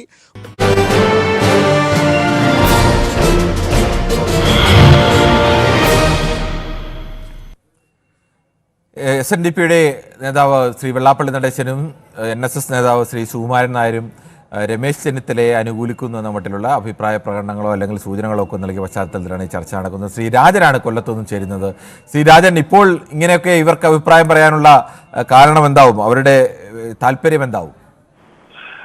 കാരണം കഴിഞ്ഞ 10 വർഷമായിട്ട് അവർക്ക് ഈ ഇപ്പോഴത്തെ മന്ത്രിസഭയിലൊന്നും പറയാനോ എന്തോലും എടുക്കാനോ ഒന്നും ഒരു ഇതൊന്നും ഉണ്ടായിരുന്നില്ല. ഇപ്പൊ കോൺഗ്രസ് കയറി കഴിയുമ്പോഴേ കോൺഗ്രസിന്റെ മൂക്കേറിട്ട് വലിക്കാൻ പറ്റത്തുള്ളൂ ഈ 2 സംഘടനകൾക്കും. മാത്രമല്ല, എന്റെ കണക്കനുസരിച്ച് ഒരു 7 പേരുണ്ട് മുഖ്യമന്ത്രി സ്ഥാനത്തേക്ക്. തിരുവഞ്ചൂർ രാധാകൃഷ്ണൻ, നമ്മുടെ മുരളീധരൻ, KC വേണുഗോപാൽ, അങ്ങനെ തിരുവഞ്ചൂർ, പിന്നെ ഇവരെ ചെന്നിത്തല, VD സതീശൻ, K സുധാകരൻ, ഇവരെല്ലാരും ഇതിനു വേണ്ടി ഉള്ള നിപ്പിലാണ്. പക്ഷേ ഈ ഒരു സമവായ കാൻഡിഡേറ്റ് എന്നുള്ള രീതിയിൽ നമ്മുടെ PK കുഞ്ഞാലിക്കുട്ടി മുഖ്യമന്ത്രി ആവുമെന്നാണ് എന്റെ കണക്കുകൂട്ടല്. ഞാൻ പറയുന്നത് UDF ജയിക്കും, PK കുഞ്ഞാലിക്കുട്ടി മുഖ്യമന്ത്രിയായി. വളരെ നല്ല ഭരണമായിരിക്കും കാണാൻ പോകുന്നത്. സിവിൽ സപ്ലൈ കോർപ്പറേഷനിലൊക്കെ സാധനങ്ങൾ നിറയും. PK കുഞ്ഞാലിക്കുട്ടി അങ്ങനെ ഒരു മുഖ്യമന്ത്രിയാകാൻ യോഗ്യനല്ലാത്ത ഒരാളൊക്കെ ആണോ ശ്രീ?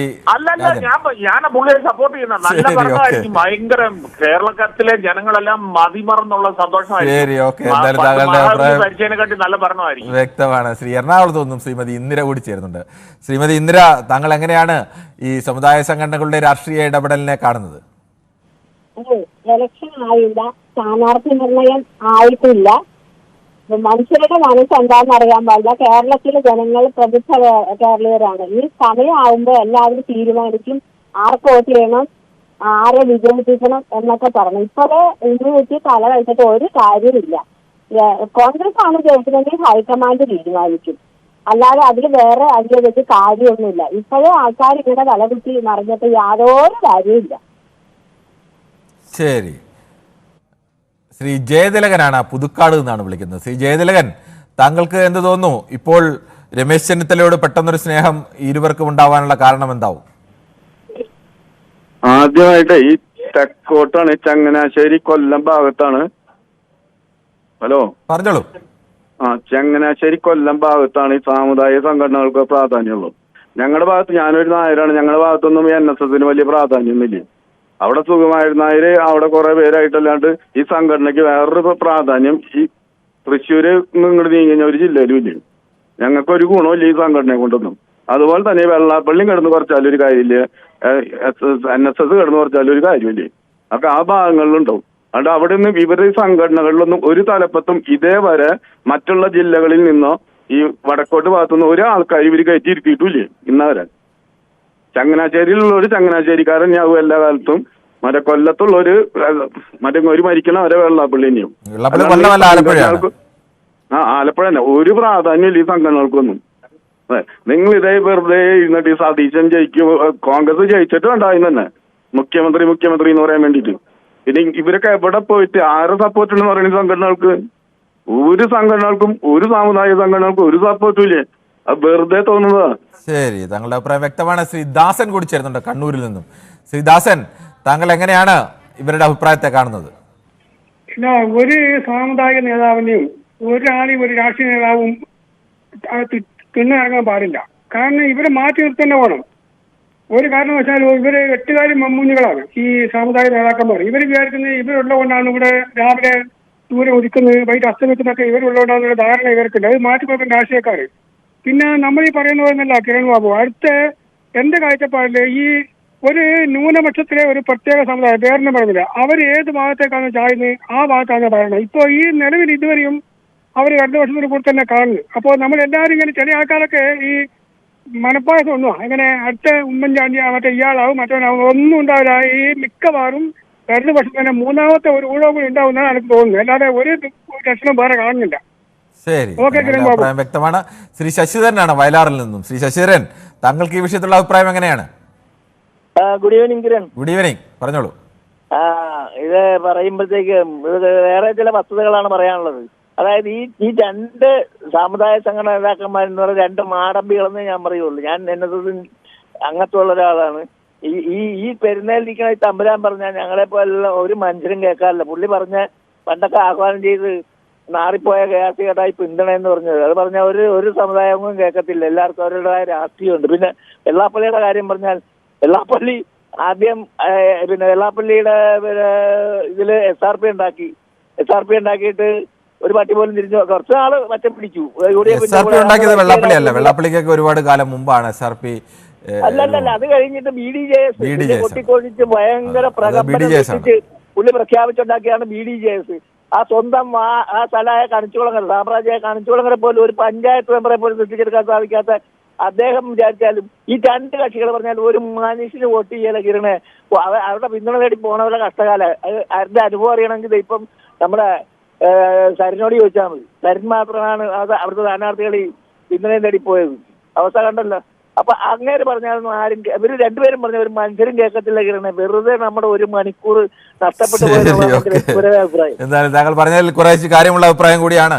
എന്തായാലും ഇവരെ 2 പേരും പിന്തുണച്ച പലരും പലപ്പോഴും തോറ്റുപോകുന്ന അവസ്ഥയാണ് ഉണ്ടായിട്ടുള്ളത് എന്നത് യാഥാർത്ഥ്യം കൂടിയുണ്ട്. ചില ഘട്ടങ്ങളിലൊക്കെ ഇവർ ആരെയാണ് പിന്തുണച്ചതെന്ന് അങ്ങനെ പറയാറുമില്ല. മറിച്ച് ഉണ്ടായിട്ടുള്ള സംഭവങ്ങളുമുണ്ട്. ശ്രീ ഷാജിയാണ് കൊല്ലത്ത് നിന്ന് ചേരുന്നത്. ശ്രീ ഷാജി, താങ്കൾക്ക് എന്താണ് തോന്നുന്നത്? ഇപ്പോൾ ഇങ്ങനെ ഒരു അഭിപ്രായത്തിനുള്ള കാരണം എന്താവും? അല്ല, കാരണം മറ്റൊന്നുമല്ല. എൻ്റെ ഒരു വീക്ഷണത്തില് പിന്നെ കുറെ നാളുകളായിട്ട് ഈ താക്കോൽദാരത്തില് ഇഷ്ടപ്പെട്ടവരാരും ഇല്ലാത്തതിനാണ് നമ്മളെ സുകുമാരൻ നായർ ആകെ വിഷമത്തിലാണ്. അതുകൊണ്ട് പുള്ളി ഒന്ന് തട്ടിപ്പിടിച്ച് നോക്കിയതാണ്. പുതിയൊരു സാഹചര്യം ഉരുത്തിരിഞ്ഞ് വരികയാണെങ്കിൽ തനിക്ക് അനുഗുണമായിട്ടുള്ള ഒരു നായരെ അടുപ്പിച്ച് നിർത്തിയാണെങ്കിൽ ഗുണമുണ്ടാവും എന്നുള്ളൊരു ഒരു പ്രതീക്ഷയിലാണ് പുള്ളി. അങ്ങനെ നടക്കാൻ പോകുന്നില്ല, അത് മറ്റൊരു കാര്യം. അല്ല, അങ്ങനെയാണെങ്കിൽ എൻ്റെ ചെറിയ സംശയം, അങ്ങനെ ഒരു നായർ താല്പര്യമാണെങ്കിൽ പുള്ളിക്ക് ഏതെങ്കിലും ഒരു നായരായിക്കോട്ടെ എന്ന് വെക്കാമല്ലോ. പക്ഷെ പുള്ളി അങ്ങനെ അല്ല, ഇഷ്ടപ്പെട്ട ഒരു നായരെ പിടിക്കാന്നുള്ളതല്ല. അപ്പൊ അത് അന്നേരം പിന്നെ ഒത്തു വന്നാല് വേണമെങ്കിൽ പണ്ട് കഥ പറഞ്ഞ പോലെ ഈ ഞാനും മുതലയച്ചനും എന്ന ഒരു തവളക്കുഞ്ഞ് പറഞ്ഞതുപോലെ അങ്ങ് ഏറ്റുപിടിക്കുകയും ചെയ്യാമല്ലോ. അതേ ഉള്ളൂ ഇതിനകത്ത് നടക്കാൻ പോകുന്നത്. ഇതൊന്നും നടക്കാൻ പോകുന്ന കാര്യങ്ങളല്ല. വ്യക്തമാണ്. മുട്ടത്തു നിന്നും ശ്രീ പാർത്ഥസാരഥിയാണ് വിളിക്കുന്നത്. ശ്രീ പാർത്ഥസാരഥി, താങ്കൾ എങ്ങനെയാണ് ഇവരുടെ ഇപ്പോഴത്തെ ഈ അഭിപ്രായത്തെ കാണുന്നത്? നമസ്കാരം. ഞാൻ ഈ രമേശ് ചെന്നിത്തല മുഖ്യമന്ത്രി അങ്ങനെ എന്തുകൊണ്ട് യോഗ്യന? കാരണം എന്താന്ന് പറഞ്ഞാലേ, സീനിയറായിട്ടുള്ള നേതാവ്, കേരള രാഷ്ട്രീയത്തിലെ വളരെ കാലം കൊണ്ട് അദ്ദേഹം പ്രവർത്തിക്കുന്നുണ്ട്. അദ്ദേഹത്തിന്റെ സഹപ്രവർത്തകരെല്ലാം മുഖ്യമന്ത്രിമാരും കേന്ദ്രമന്ത്രിമാരും ഒക്കെ ആയി മാറിയിട്ടുണ്ട്. അദ്ദേഹത്തിന് ഒരു ചാൻസ് മുഖ്യമന്ത്രി സ്ഥാനത്തേക്ക് കൊടുക്കേണ്ടത് വളരെ അത്യാവശ്യമാണ്. പിന്നെ സതീശന്റെ കാര്യം പറഞ്ഞാൽ സതീശന് ഇനിയും ചാൻസ് ഉണ്ടല്ലോ. സതീശനെ ഇനിയും കയറുകയുണ്ട്. പിന്നെ സമുദായ നേതാക്കന്മാർ, ഈ സമുദായ നേതാക്കന്മാർ പറഞ്ഞാൽ ഈ രാജ്യത്ത് ആരാ വോട്ട് ചെയ്യുന്നു? വെള്ളാപ്പള്ളി പറഞ്ഞാൽ വെള്ളാപ്പള്ളി രമേശ് ചെന്നിത്തല അനുകൂലിക്കുകയാണെങ്കിൽ അദ്ദേഹം തോറ്റുപോകത്തുള്ളൂ. വെള്ളാപ്പള്ളി ഇത് അനുകൂലിക്കുന്ന ആൾ സാധാരണ തോറ്റുപോകാറാ പതിവ്. അതുപോലെ തന്നെ സുകുമാരനാൾക്ക് പറഞ്ഞ എത്ര നായന്മാരാ വോട്ട് ചെയ്യുന്നത്.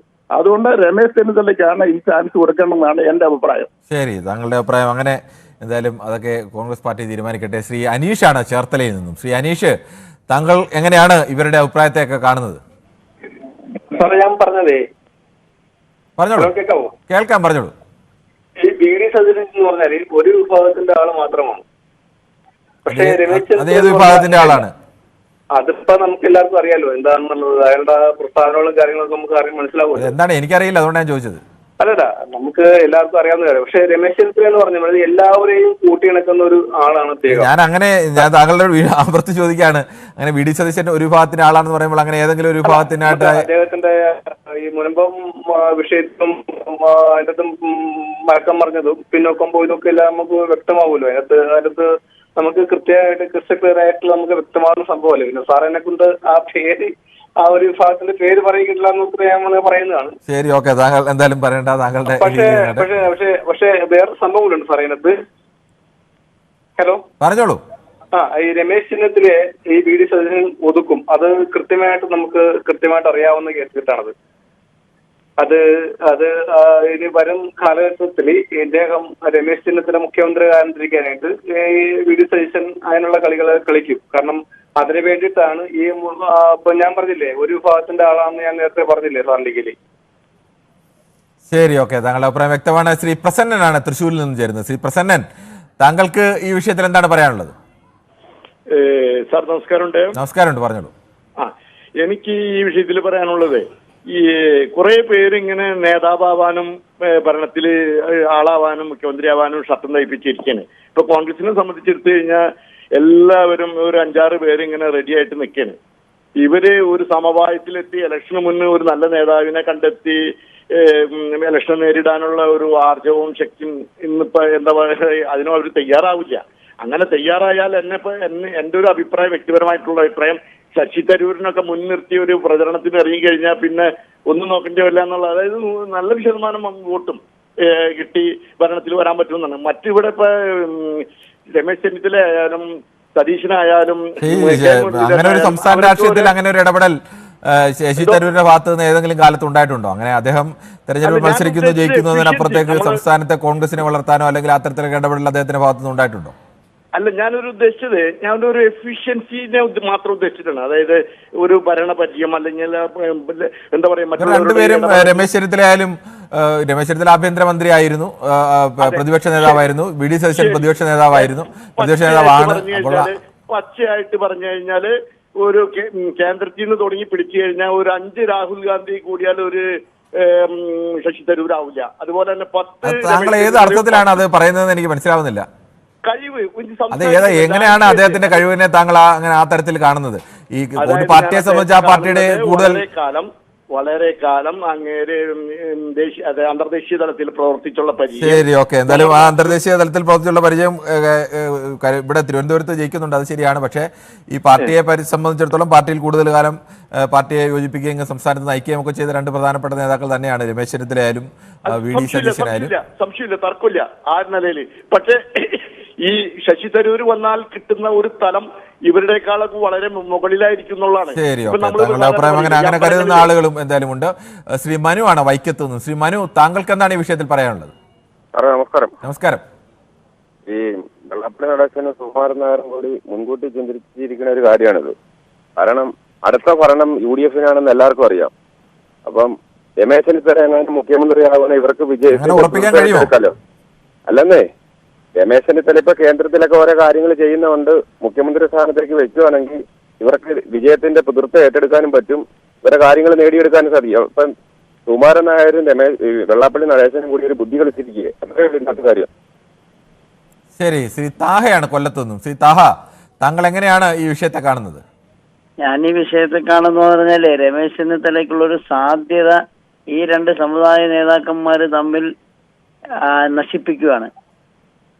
എന്തായാലും വ്യത്യസ്തമായ ഒരു അഭിപ്രായമാണ്. വെള്ളാപ്പള്ളി നടേശനെ സംബന്ധിച്ച് അദ്ദേഹം തോപ്പിക്കണമെന്ന് പറഞ്ഞ സ്ഥാനാർത്ഥികളൊക്കെ വിജയിച്ചിട്ടുണ്ട്. ഒന്ന് KC വേണുഗോപാല്, ഒന്ന് PC വിഷ്ണുനാഥ്, ഒന്ന് ബാബു പ്രസാദ്. അദ്ദേഹം ടാർഗറ്റ് ചെയ്ത 3 NSSന്റെ പ്രതിനിധികളായെന്നും പറഞ്ഞ അദ്ദേഹം അവരെ ആക്രമിച്ചത്. പക്ഷെ അവര് 3 പേരും നല്ല കനത്ത ഭൂരിപക്ഷത്തിലാണ് വിജയിച്ചത്. അപ്പൊ പിന്നെ ഇദ്ദേഹത്തിന്റെ ഈ ഒരു പുല്ല് വില പോലും നടേശൻ മുതലാളിക്ക് കേരള കരയിലില്ല. അദ്ദേഹത്തിന്റെ കാര്യങ്ങൾ നേടാനും അദ്ദേഹത്തിന്റെ സ്വത്ത് സംരക്ഷിക്കാനും ആ സമുദായത്തിനെ ഇട്ട് മുൻനിരയിൽ നിർത്തി അദ്ദേഹത്തിന്റെ കള്ളക്കളികൾ എന്ന് പറഞ്ഞാൽ സാമ്പത്തികം സംരക്ഷിക്കാൻ വേണ്ടി ഇപ്പം ഒരു മുന്നണിയോട് അങ്ങ് ചേരുക. LDF-ന്റെ കഥ കഴിഞ്ഞെന്ന് പുള്ളി മനസ്സിലാക്കി. ഇപ്പൊ അടുത്ത UDF-ന് ഭരണം കിട്ടുമ്പോൾ അങ്ങോട്ട് ചാഞ്ഞു നിന്ന് നമ്മളെ കാര്യങ്ങൾ നേടാം. അല്ലാതെ വേറെ എന്താ ഇതിനകത്ത്? സാമുദായിക നേതാക്കന്മാര് പറഞ്ഞ ഏതെങ്കിലും ഒരു മനുഷ്യൻ കേരളക്കരയിൽ ആർക്കെങ്കിലും വോട്ട് ചെയ്യൂ? ശരി, ശ്രീ ശിവജി കൂടി ചേർന്നുണ്ട് തൃശ്ശൂരിൽ നിന്നും. ശ്രീ ശിവജി, ഈ സമുദായ നേതാക്കളൊക്കെ ഇപ്പോൾ ഇങ്ങനെ ഒരു അഭിപ്രായം പറയുന്നതിന് പിന്നിലെ താല്പര്യം എന്താവും? കേൾക്കാമോ ശ്രീ ശിവജി? ശ്രീ ബാബു ആണ് ആക്ടിംഗ്. ഹലോ ശിവജി, കേൾക്കാമോ? പറഞ്ഞോളൂ. കേൾക്കാം സാർ. പറഞ്ഞോളൂ. മനു സാറല്ലേ? അല്ല, കിരണാണ്. കിരൺ സാർ. കിരൺ സാർ, താങ്കൾ ദയവ് ചെയ്ത് ഇനി ഞാൻ പൊതുവേദിയിൽ ഒരിക്കലും വിളിക്കില്ല എന്ന് വേണേൽ വെക്കാം. എങ്കിലും ഒരു കാര്യം പറയാം. താങ്കളോട് അന്ന് ഞാൻ 11-ാം തീയതി ഈ റോഡിന്റെ പ്രശ്നം അന്ന് പറഞ്ഞപ്പോൾ ഞാൻ പിണറായി വരുന്ന കാര്യം താങ്കളെ തർക്കിച്ചു. ഇന്നലെ വിജയരാഘവൻ പറഞ്ഞത് എന്താ? എനിക്ക് ജീവിച്ചിരുന്നില്ലെങ്കിലും കുഴപ്പമില്ല, താങ്കളോട് ഇത് പറയണം എന്നൊരു ആഗ്രഹം ഉണ്ടായിരുന്നു. ഇന്നലെ വിജയൻ എന്താ അമ്മായിമ്മയെ കാണാൻ പോകണമെന്നല്ലേ ചോദിച്ചേ? താങ്കൾ അന്ന് ഞാൻ പാലിയക്കരയിലെ എന്റെ ഒരു അനുഭവം പറഞ്ഞപ്പോൾ താങ്കൾ എന്നെ എതിർത്തു അല്ലേ? താങ്കൾ പറഞ്ഞതിനകത്ത് മോശം വാക്കുകൾ ഉപയോഗിച്ചപ്പോഴാണ് ഞാൻ താങ്കൾ ഒരു കാര്യം ഓർക്കണം, ഞാൻ ഒരു മോശം വാക്കൊന്നും പറഞ്ഞിട്ടില്ല. ഞാൻ എന്റെ ഒരു അനുഭവം പറഞ്ഞു. പാലിയക്കര നടത്തറ വെച്ചൊരു സംഭവം. താങ്കൾ വിജയരാഘവൻ എന്താ പറഞ്ഞത്? താങ്കൾ ഈ അടിമയായി ജീവിച്ചോ? എനിക്കൊരു കുഴപ്പമില്ലടോ. ഒരു കാര്യം താങ്കൾ മനസ്സിലായി, താങ്കൾ ഒരു പത്രപ്രവർത്തകനാ. എനിക്കൊരു അവസരം, ഞാൻ വെറും റബ്ബർ വെട്ടുകാരനാ.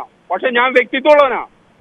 എനിക്ക് വ്യക്തിത്വമുണ്ട്. വ്യക്തിത്വം അതായതോ ഈ CPM കാണിക്കുന്ന തെണ്ടിത്തരങ്ങളെ എതിർക്കാൻ താങ്കൾക്ക് കഴിവില്ലെങ്കിൽ താങ്കൾ ഈ ശരി, ശ്രീ ശിവജി, താങ്കൾ ഇതുകൊണ്ട് തന്നെയാണ് താങ്കളെ പലപ്പോഴും തിരുത്തേണ്ടി വരുന്നത്.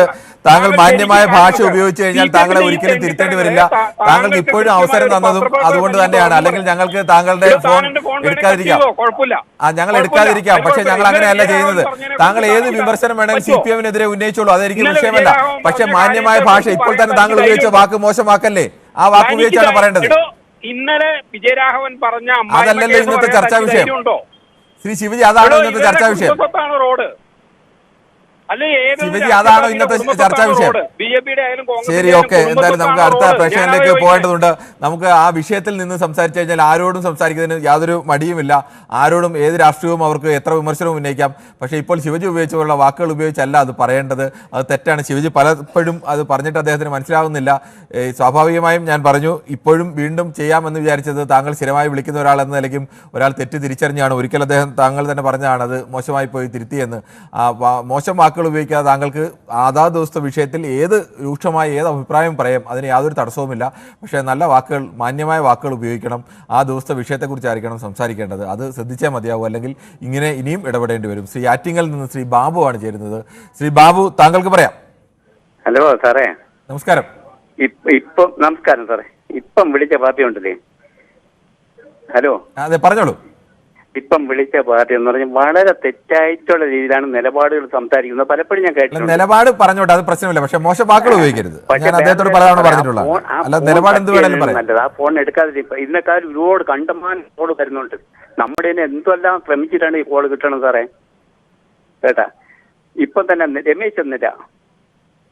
ഹലോ സാർ പറഞ്ഞോളൂ. രമേശ് ചെന്നിട്ട് നല്ലൊരു നേതാവാണ്. കേന്ദ്രത്തിലായിരുന്നാലും ഏത് ഭാഷയിൽ സംസാരിക്കാനും കഴിവുള്ള ഏറ്റവും നല്ലൊരു നേതാവാണ്. പക്ഷെ അദ്ദേഹത്തിന് ഒതുക്കുകയാണ് ചെയ്തത്. ഏറ്റവും നല്ലൊരു നേതാവാണ്, കേട്ടോ സാർ. പിന്നെ വേറൊരു കാര്യം, ഇന്നലെ ഞാൻ പിടിച്ചിട്ട് കിട്ടണ്ട, കോൾ ചെയ്ത് കിട്ടണ്ട. പക്ഷെ ഇന്നലെ ഒരാള് ഒരു റഹീമിനെ കണാവുണാന്ന് പറഞ്ഞു. പക്ഷെ ആ കണാവുണാന്ന് പറയുന്ന പാർട്ടി എന്ന് പറഞ്ഞാൽ ഈ ഇന്ത്യയിലെ കേരളത്തിലെ സുരേഷ് ഗോപി ഏറ്റവും വലിയ നേതാവാണ്. അങ്ങനെ കാണാവുന്നതാണ് സംസാരിക്കുന്നത്. അങ്ങനെ പറ്റി എന്താണ് സംസാരിക്കാൻ ഇദ്ദേഹത്തിന്? എന്തായാലും നമുക്ക് മറ്റു പ്രശ്നത്തിലേക്ക് പോകാം. ശ്രീ പ്രേമനാണ് കണ്ണൂരിൽ നിന്ന്. ശ്രീ പ്രേമൻ, താങ്കൾ എങ്ങനെയാണ് ഇപ്പോൾ ഈ രണ്ട് പ്രധാനപ്പെട്ട സമുദായ നേതാക്കൾ ഈ തരത്തിലേക്കൊക്കെയുള്ള ഇടപെടലുകൾ നടത്തുന്നു? അത് കോൺഗ്രസ് രാഷ്ട്രീയത്തിന് ഉള്ളിലെ ആഭ്യന്തര വിഷയത്തിൽ തന്നെയാണ്, ഒരാളെ പിന്തുണച്ചുകൊണ്ട് വരുന്നു. എന്താവും ഇവരുടെ ഉദ്ദേശം? അവരുടെ ഉദ്ദേശം എന്ന് പറഞ്ഞാൽ പോയൊരു വാക്ക് ഭരണം കിട്ടിക്കഴിഞ്ഞാൽ എന്തെങ്കിലും സ്വാധീനം ചെലുത്താൻ പറ്റുമെങ്കിൽ ചെയ്യാമല്ലോ. ഞാനന്ന് പറഞ്ഞ കാര്യങ്ങൾ. അപ്പൊ അതിനൊരു ഇതാക്കാം. പിന്നെ രണ്ടാമതൊരു കാര്യം പറയാനുള്ളത്, ഈ കോൺഗ്രസ് ഈ ഭരണത്തിൽ വരണ്ടെന്ന് എൻ്റെ അഭിപ്രായം. ഒരു പ്രാവശ്യം കൂടി ഇടതു വർഷം വരണം. പക്ഷെ ഇവർ വന്നു കഴിഞ്ഞാല് നമുക്ക് പുറത്തിറങ്ങാൻ കഴിയില്ല, ഹർത്താലായിരിക്കും ഉണ്ടാവുക. എന്താണ് അങ്ങനെ കൂടുതൽ ഹർത്താൽ നടത്തുന്ന കോൺഗ്രസ്സുകാരാണോ? അല്ലല്ലോ. അല്ലല്ല, കോൺഗ്രസ് ഭരണത്തിൽ വന്നാൽ ഇഷ്ടംപോലെ ഹർത്താൽ വരും. ഇപ്പൊ അടുത്ത വർഷം ഭരണം ഉള്ളതുകൊണ്ടില്ലേ ഹർത്താൽ. അങ്ങനെ മനസ്സിലായി, ഹർത്താലുകളായിരിക്കും. അതുകൊണ്ടെന്ന് നിങ്ങൾ നോക്കിയാൽ ഞാൻ പറഞ്ഞ വാക്കിന് വല്ല മാറ്റം ഉണ്ടെങ്കിൽ നമുക്ക് എപ്പോഴും ഇതുപോലെ വിളിച്ചാൽ കിട്ടിക്കഴിഞ്ഞാൽ അടുത്ത ഭരണം മാറി. ഓരോ പാർട്ടിക്കാർക്കും അവരുടെ ആളുകൾ തന്നെ വരണം എന്നുള്ള താല്പര്യം ഞാൻ ഒരു പാർട്ടി ഉണ്ടായിട്ട് പറഞ്ഞല്ലോ. മനസ്സിലായി എനിക്ക്. ഇന്നത്തെ ഭരണത്തിന്റെ കോൺഗ്രസ് സർക്കാർ ചാൻസ് ഉള്ളത്. പക്ഷെ അവർ വരണ്ടെന്നാണ് എന്റെ അഭിപ്രായം. അവരെന്തെടുത്ത് ഭരിക്കാനിടാ. ശരി, ശ്രീ മുഹമ്മദ് കൂടി ചേരുന്നുണ്ട് മഞ്ചേരിയിൽ നിന്നും. ശ്രീ മുഹമ്മദ്, താങ്കൾ എങ്ങനെയാണ് ഈ വിഷയത്തെ കാണുന്നത്? ഈ വിഷയത്തെ നല്ല കാണുന്നത്. നമസ്കാരമുണ്ട് സാറേ. നമസ്കാരമുണ്ട്, പറഞ്ഞോളൂ. അല്ല, ഇപ്പൊ നമ്മളെ വെള്ളാപ്പള്ളി സാറേ ഇപ്പൊ ഇതിന്റെ ബ്രോക്കറേറ്റ് ആണോ? ഈ പിന്നെ ചെന്നിത്തലിനെ മുഖ്യമന്ത്രിയാക്കാൻ ഏർപ്പാട് ചെയ്തുകൊണ്ട് ഇറക്കണോ? ഇത് തെരഞ്ഞെടുപ്പ് നടത്തിയിട്ട് അതിൽ തീരുമാനിച്ചിട്ട് കിട്ടണോലെ നിൽക്കുക. പിന്നെ ഈ ഇതിനു വേണ്ടി കൊച്ചു കൊടുക്കണ പോലെ ഇനി ഇതിന് കുപ്പായണ്ട. ഒരു പ്രാവശ്യം കൂടി ഇടതുപക്ഷം ഇവിടെ ഭരിക്കും, അത് അവര് കുപ്പായിടും. ഇപ്പൊ നിങ്ങള് അതിന് മെനക്കെടണ്ട എന്നുള്ളത് എനിക്ക് പറയാനുള്ളൂ. താങ്കളുടെ അഭിപ്രായം അങ്ങനെ. ശ്രീജിത്ത് സുകുമാരനാണ് എറണാകുളത്ത് നിന്നും. ശ്രീജിത്ത്, താങ്കൾ ഇപ്പോഴത്തെ ഈ അഭിപ്രായ പ്രകടനത്തെ അതൊരു നിഷ്കളങ്കമായ അഭിപ്രായ പ്രകടനവും ക്ഷണവുമായിട്ട് കാണാൻ കഴിയില്ല. എന്താണ് താങ്കളുടെ അഭിപ്രായം? അല്ല, എനിക്ക് ഈ സമുദായ നേതാക്കന്മാര് രാഷ്ട്രീയത്തിൽ ഇടപെടുന്നതിനോട് ഒട്ടും യോജിക്കാൻ കഴിയില്ല. കാരണം എന്താ പറഞ്ഞാല് ഇവര് ഒരു കാര്യം പറയുന്നു, അത് അതേപോലെ ഒന്നും അവരുടെ സമുദായത്തിലെ ആൾക്കാർ അതേപോലെ തന്നെ പോയിട്ട് വോട്ട് ചെയ്യുന്നൊന്നും ഞാൻ വിശ്വസിക്കുന്ന ആളല്ല. അതെ അതെ. അപ്പൊ പറയുന്നു, അത്രേ ഉള്ളൂ. അപ്പം അതിനകത്ത് എനിക്ക് ഒറ്റ കാര്യമുള്ളൂ. അടുത്ത ഇലക്ഷന് കോൺഗ്രസിന് അല്ലെങ്കിൽ UDF-ന് നല്ല വ്യക്തമായ സാധ്യതകളുണ്ട് ഇപ്പോഴത്തെ ഒരു ഭരണത്തിന്റെ പ്രശ്നങ്ങളും എല്ലാം കൂടെ കൂടിയിട്ട്. പക്ഷേ ഇതിനകത്ത് BJP-യും ഒരു വലിയ റോള് ഉണ്ട് അവർക്ക്. കാരണം എന്ന് പറഞ്ഞാൽ CPI-യുമായിട്ടുള്ള ഒരു ബന്ധം അവര് വളരെ സ്ട്രോങ് ആയിട്ട് കൊണ്ടുപോയാൽ കോൺഗ്രസിന് ഭയങ്കരമായിട്ട് കഷ്ടപ്പെടേണ്ടി വരും. കാരണം എന്ന് പറഞ്ഞാൽ വോട്ട് മറിക്കല് ഉറപ്പായിട്ടും നടക്കാൻ ചാൻസ് ഉണ്ട്. അപ്പം അനുകൂലമായ വോട്ട് മറിക്കുമോ? ഇല്ലല്ലോ, ഉറപ്പായിട്ടും. കാരണം എന്ന് പറഞ്ഞാൽ അതിപ്പോ തൃശ്ശൂർ പോലും നമുക്ക് ശരിക്കും വ്യക്തമായിട്ട് തൃശ്ശൂർ പൂരം കലക്കിയത് ആർക്ക് വേണ്ടിയിട്ടാണ്? അങ്ങോട്ടും ഇങ്ങോട്ടും വളരെ വ്യക്തമായി അവർ തമ്മിലുള്ള ഒരു അന്തർധാര നടക്കുന്നുണ്ട്. അത് വ്യക്തമാണ്. അപ്പൊ പിന്നെ രണ്ടാമത്തെ കാര്യം എന്ന് പറഞ്ഞിട്ടുണ്ടെങ്കിൽ കോൺഗ്രസ് ചെയ്യേണ്ട ഒറ്റ കാര്യമുള്ളൂ. ഇപ്പൊ ശശി തരൂർ വന്നാലും VD സതീശൻ വന്നാലും പിന്നെ രമേശ് ചെന്നിത്തല വന്നാലും എല്ലാവരും നല്ല ആൾക്കാരൊക്കെ തന്നെയാണ്. ശശി തരൂരിന് കുറച്ചുകൂടെ ജനകീയമായി ആൾക്കാർക്ക് കുറച്ചുകൂടെ ഇഷ്ടമാണെന്നാണ് എനിക്ക് തോന്നുന്നത്. പക്ഷേ പാർട്ടിപരമായിട്ട് ഇപ്പൊ അവര് വർക്ക് ചെയ്ത പോലെ ഒന്നും ശശി തരൂർ വർക്കും ചെയ്തിട്ടില്ല. കോൺഗ്രസ്മാനേക്കാളും കൂടുതൽ അദ്ദേഹം ഒരു കുറച്ചുകൂടെ ബ്യൂറോക്രസി ഉള്ള ഒരു മനുഷ്യനാണ്. അപ്പൊ എനിക്ക് ഇവരിൽ ആരാണെന്നുള്ള നേതാവിനെ ആദ്യം ഒന്ന് ഫിക്സ് ചെയ്യുക, എന്നിട്ട് ഇലക്ഷന് ഫേസ് ചെയ്യുക. അടിയൊക്കെ ഇലക്ഷന്റെ തൊട്ട് മുന്നേ അടിക്കാതിരിക്കുക, നേരത്തെ അടിച്ച് ഒരു തീരുമാനം ഉണ്ടാക്കി എടുക്കുക എന്നുള്ളത്. അങ്ങനെ ശ്രീ ജയൻ ആണ് തൃപ്പൂണിത്തറയിൽ നിന്നും. ശ്രീ ജയൻ, താങ്കൾക്ക് എന്താണ് ഈ വിഷയത്തിൽ പറയാനുള്ളത്? നമസ്കാരം സാറേ. നമസ്കാരമുണ്ട്, പറഞ്ഞോളൂ. അതിന് കോൺഗ്രസ് ആദ്യം ഭരണം കിട്ടുമെന്നുള്ളതാണുള്ള വിഷയം. ഇതുവരെ ഭരണം കിട്ടാനുള്ള ചാൻസുകളൊന്നും ഇവർ കാണിക്കുന്നില്ല. ഈ നേതാക്കന്മാർ തമ്മിലടിയല്ലേ. അതിന് ഭരണം കിട്ടിയതിന് ശേഷമല്ലേ നമുക്ക് മുഖ്യമന്ത്രിനെ കണ്ടെത്തേണ്ട ആവശ്യമുള്ളൂ. സ്വാഭാവികം. ഈ ഇപ്പത്തെ എല്ലാവരും അങ്ങനെ ഭരണം കിട്ടുമെന്ന് സ്വാഭാവികമായിട്ടും കോൺഗ്രസ്സുകാർ ഭരണം കിട്ടുമെന്ന് പ്രതീക്ഷിക്കും, ഇടതുപക്ഷക്കാരും ഭരണം കിട്ടും. അങ്ങനെ രണ്ടുപേരും ഭരണം കിട്ടുമെന്ന് തന്നെയായിരിക്കുമല്ലോ പ്രതീക്ഷിക്കുന്നത്. ഇടതുപക്ഷത്തിന്റെ ഭരണത്തിൽ പൂർണ്ണമായി ഭംഗിയായതുകൊണ്ടല്ല ഇടതുപക്ഷം ഭരിച്ചു പോണത്. ഈ കോൺഗ്രസിന്റെ കഴിവില്ലായ്മ കൊണ്ടും സംഘടനയിൽ പരസ്പരം തമ്മിലടിക്കുന്നത് കൊണ്ടും മാത്രമാണെന്നാണ് നമുക്ക് തോന്നുന്നത്. പിന്നെ സമുദായ നേതാക്കന്മാര് ഇങ്ങനെ പറഞ്ഞാൽ തീർച്ചയായിട്ടും പറഞ്ഞ മുൻകാലങ്ങളിൽ നമുക്ക് കണ്ടേക്കുന്നത് പറയുന്ന ആൾക്കാർ നോക്കുന്നുള്ളതാണ് നമ്മുടെ മുൻപിൽ കണ്ടിട്ടുള്ള രീതികള്.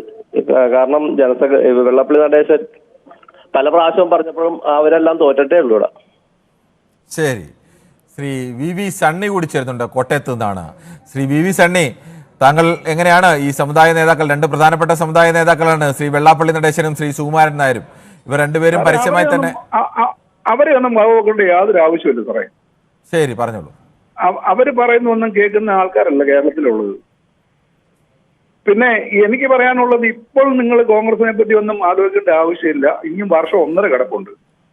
അതെ, അവസാന 6 മാസമൊക്കെയാണ് സാധാരണഗതിയിൽ ആളുകൾ എങ്ങനെ വേണമെന്നൊക്കെ. നിങ്ങൾ ഈ രാജ്യത്ത് ഈ കേരളത്തിൽ ഞങ്ങൾ അങ്ങനെ ഒന്നും കേട്ടുന്നില്ല. ഈ രണ്ട് നേതാക്കൾ പറഞ്ഞുകൊണ്ടാണ് ഞങ്ങൾക്ക് അങ്ങനെ.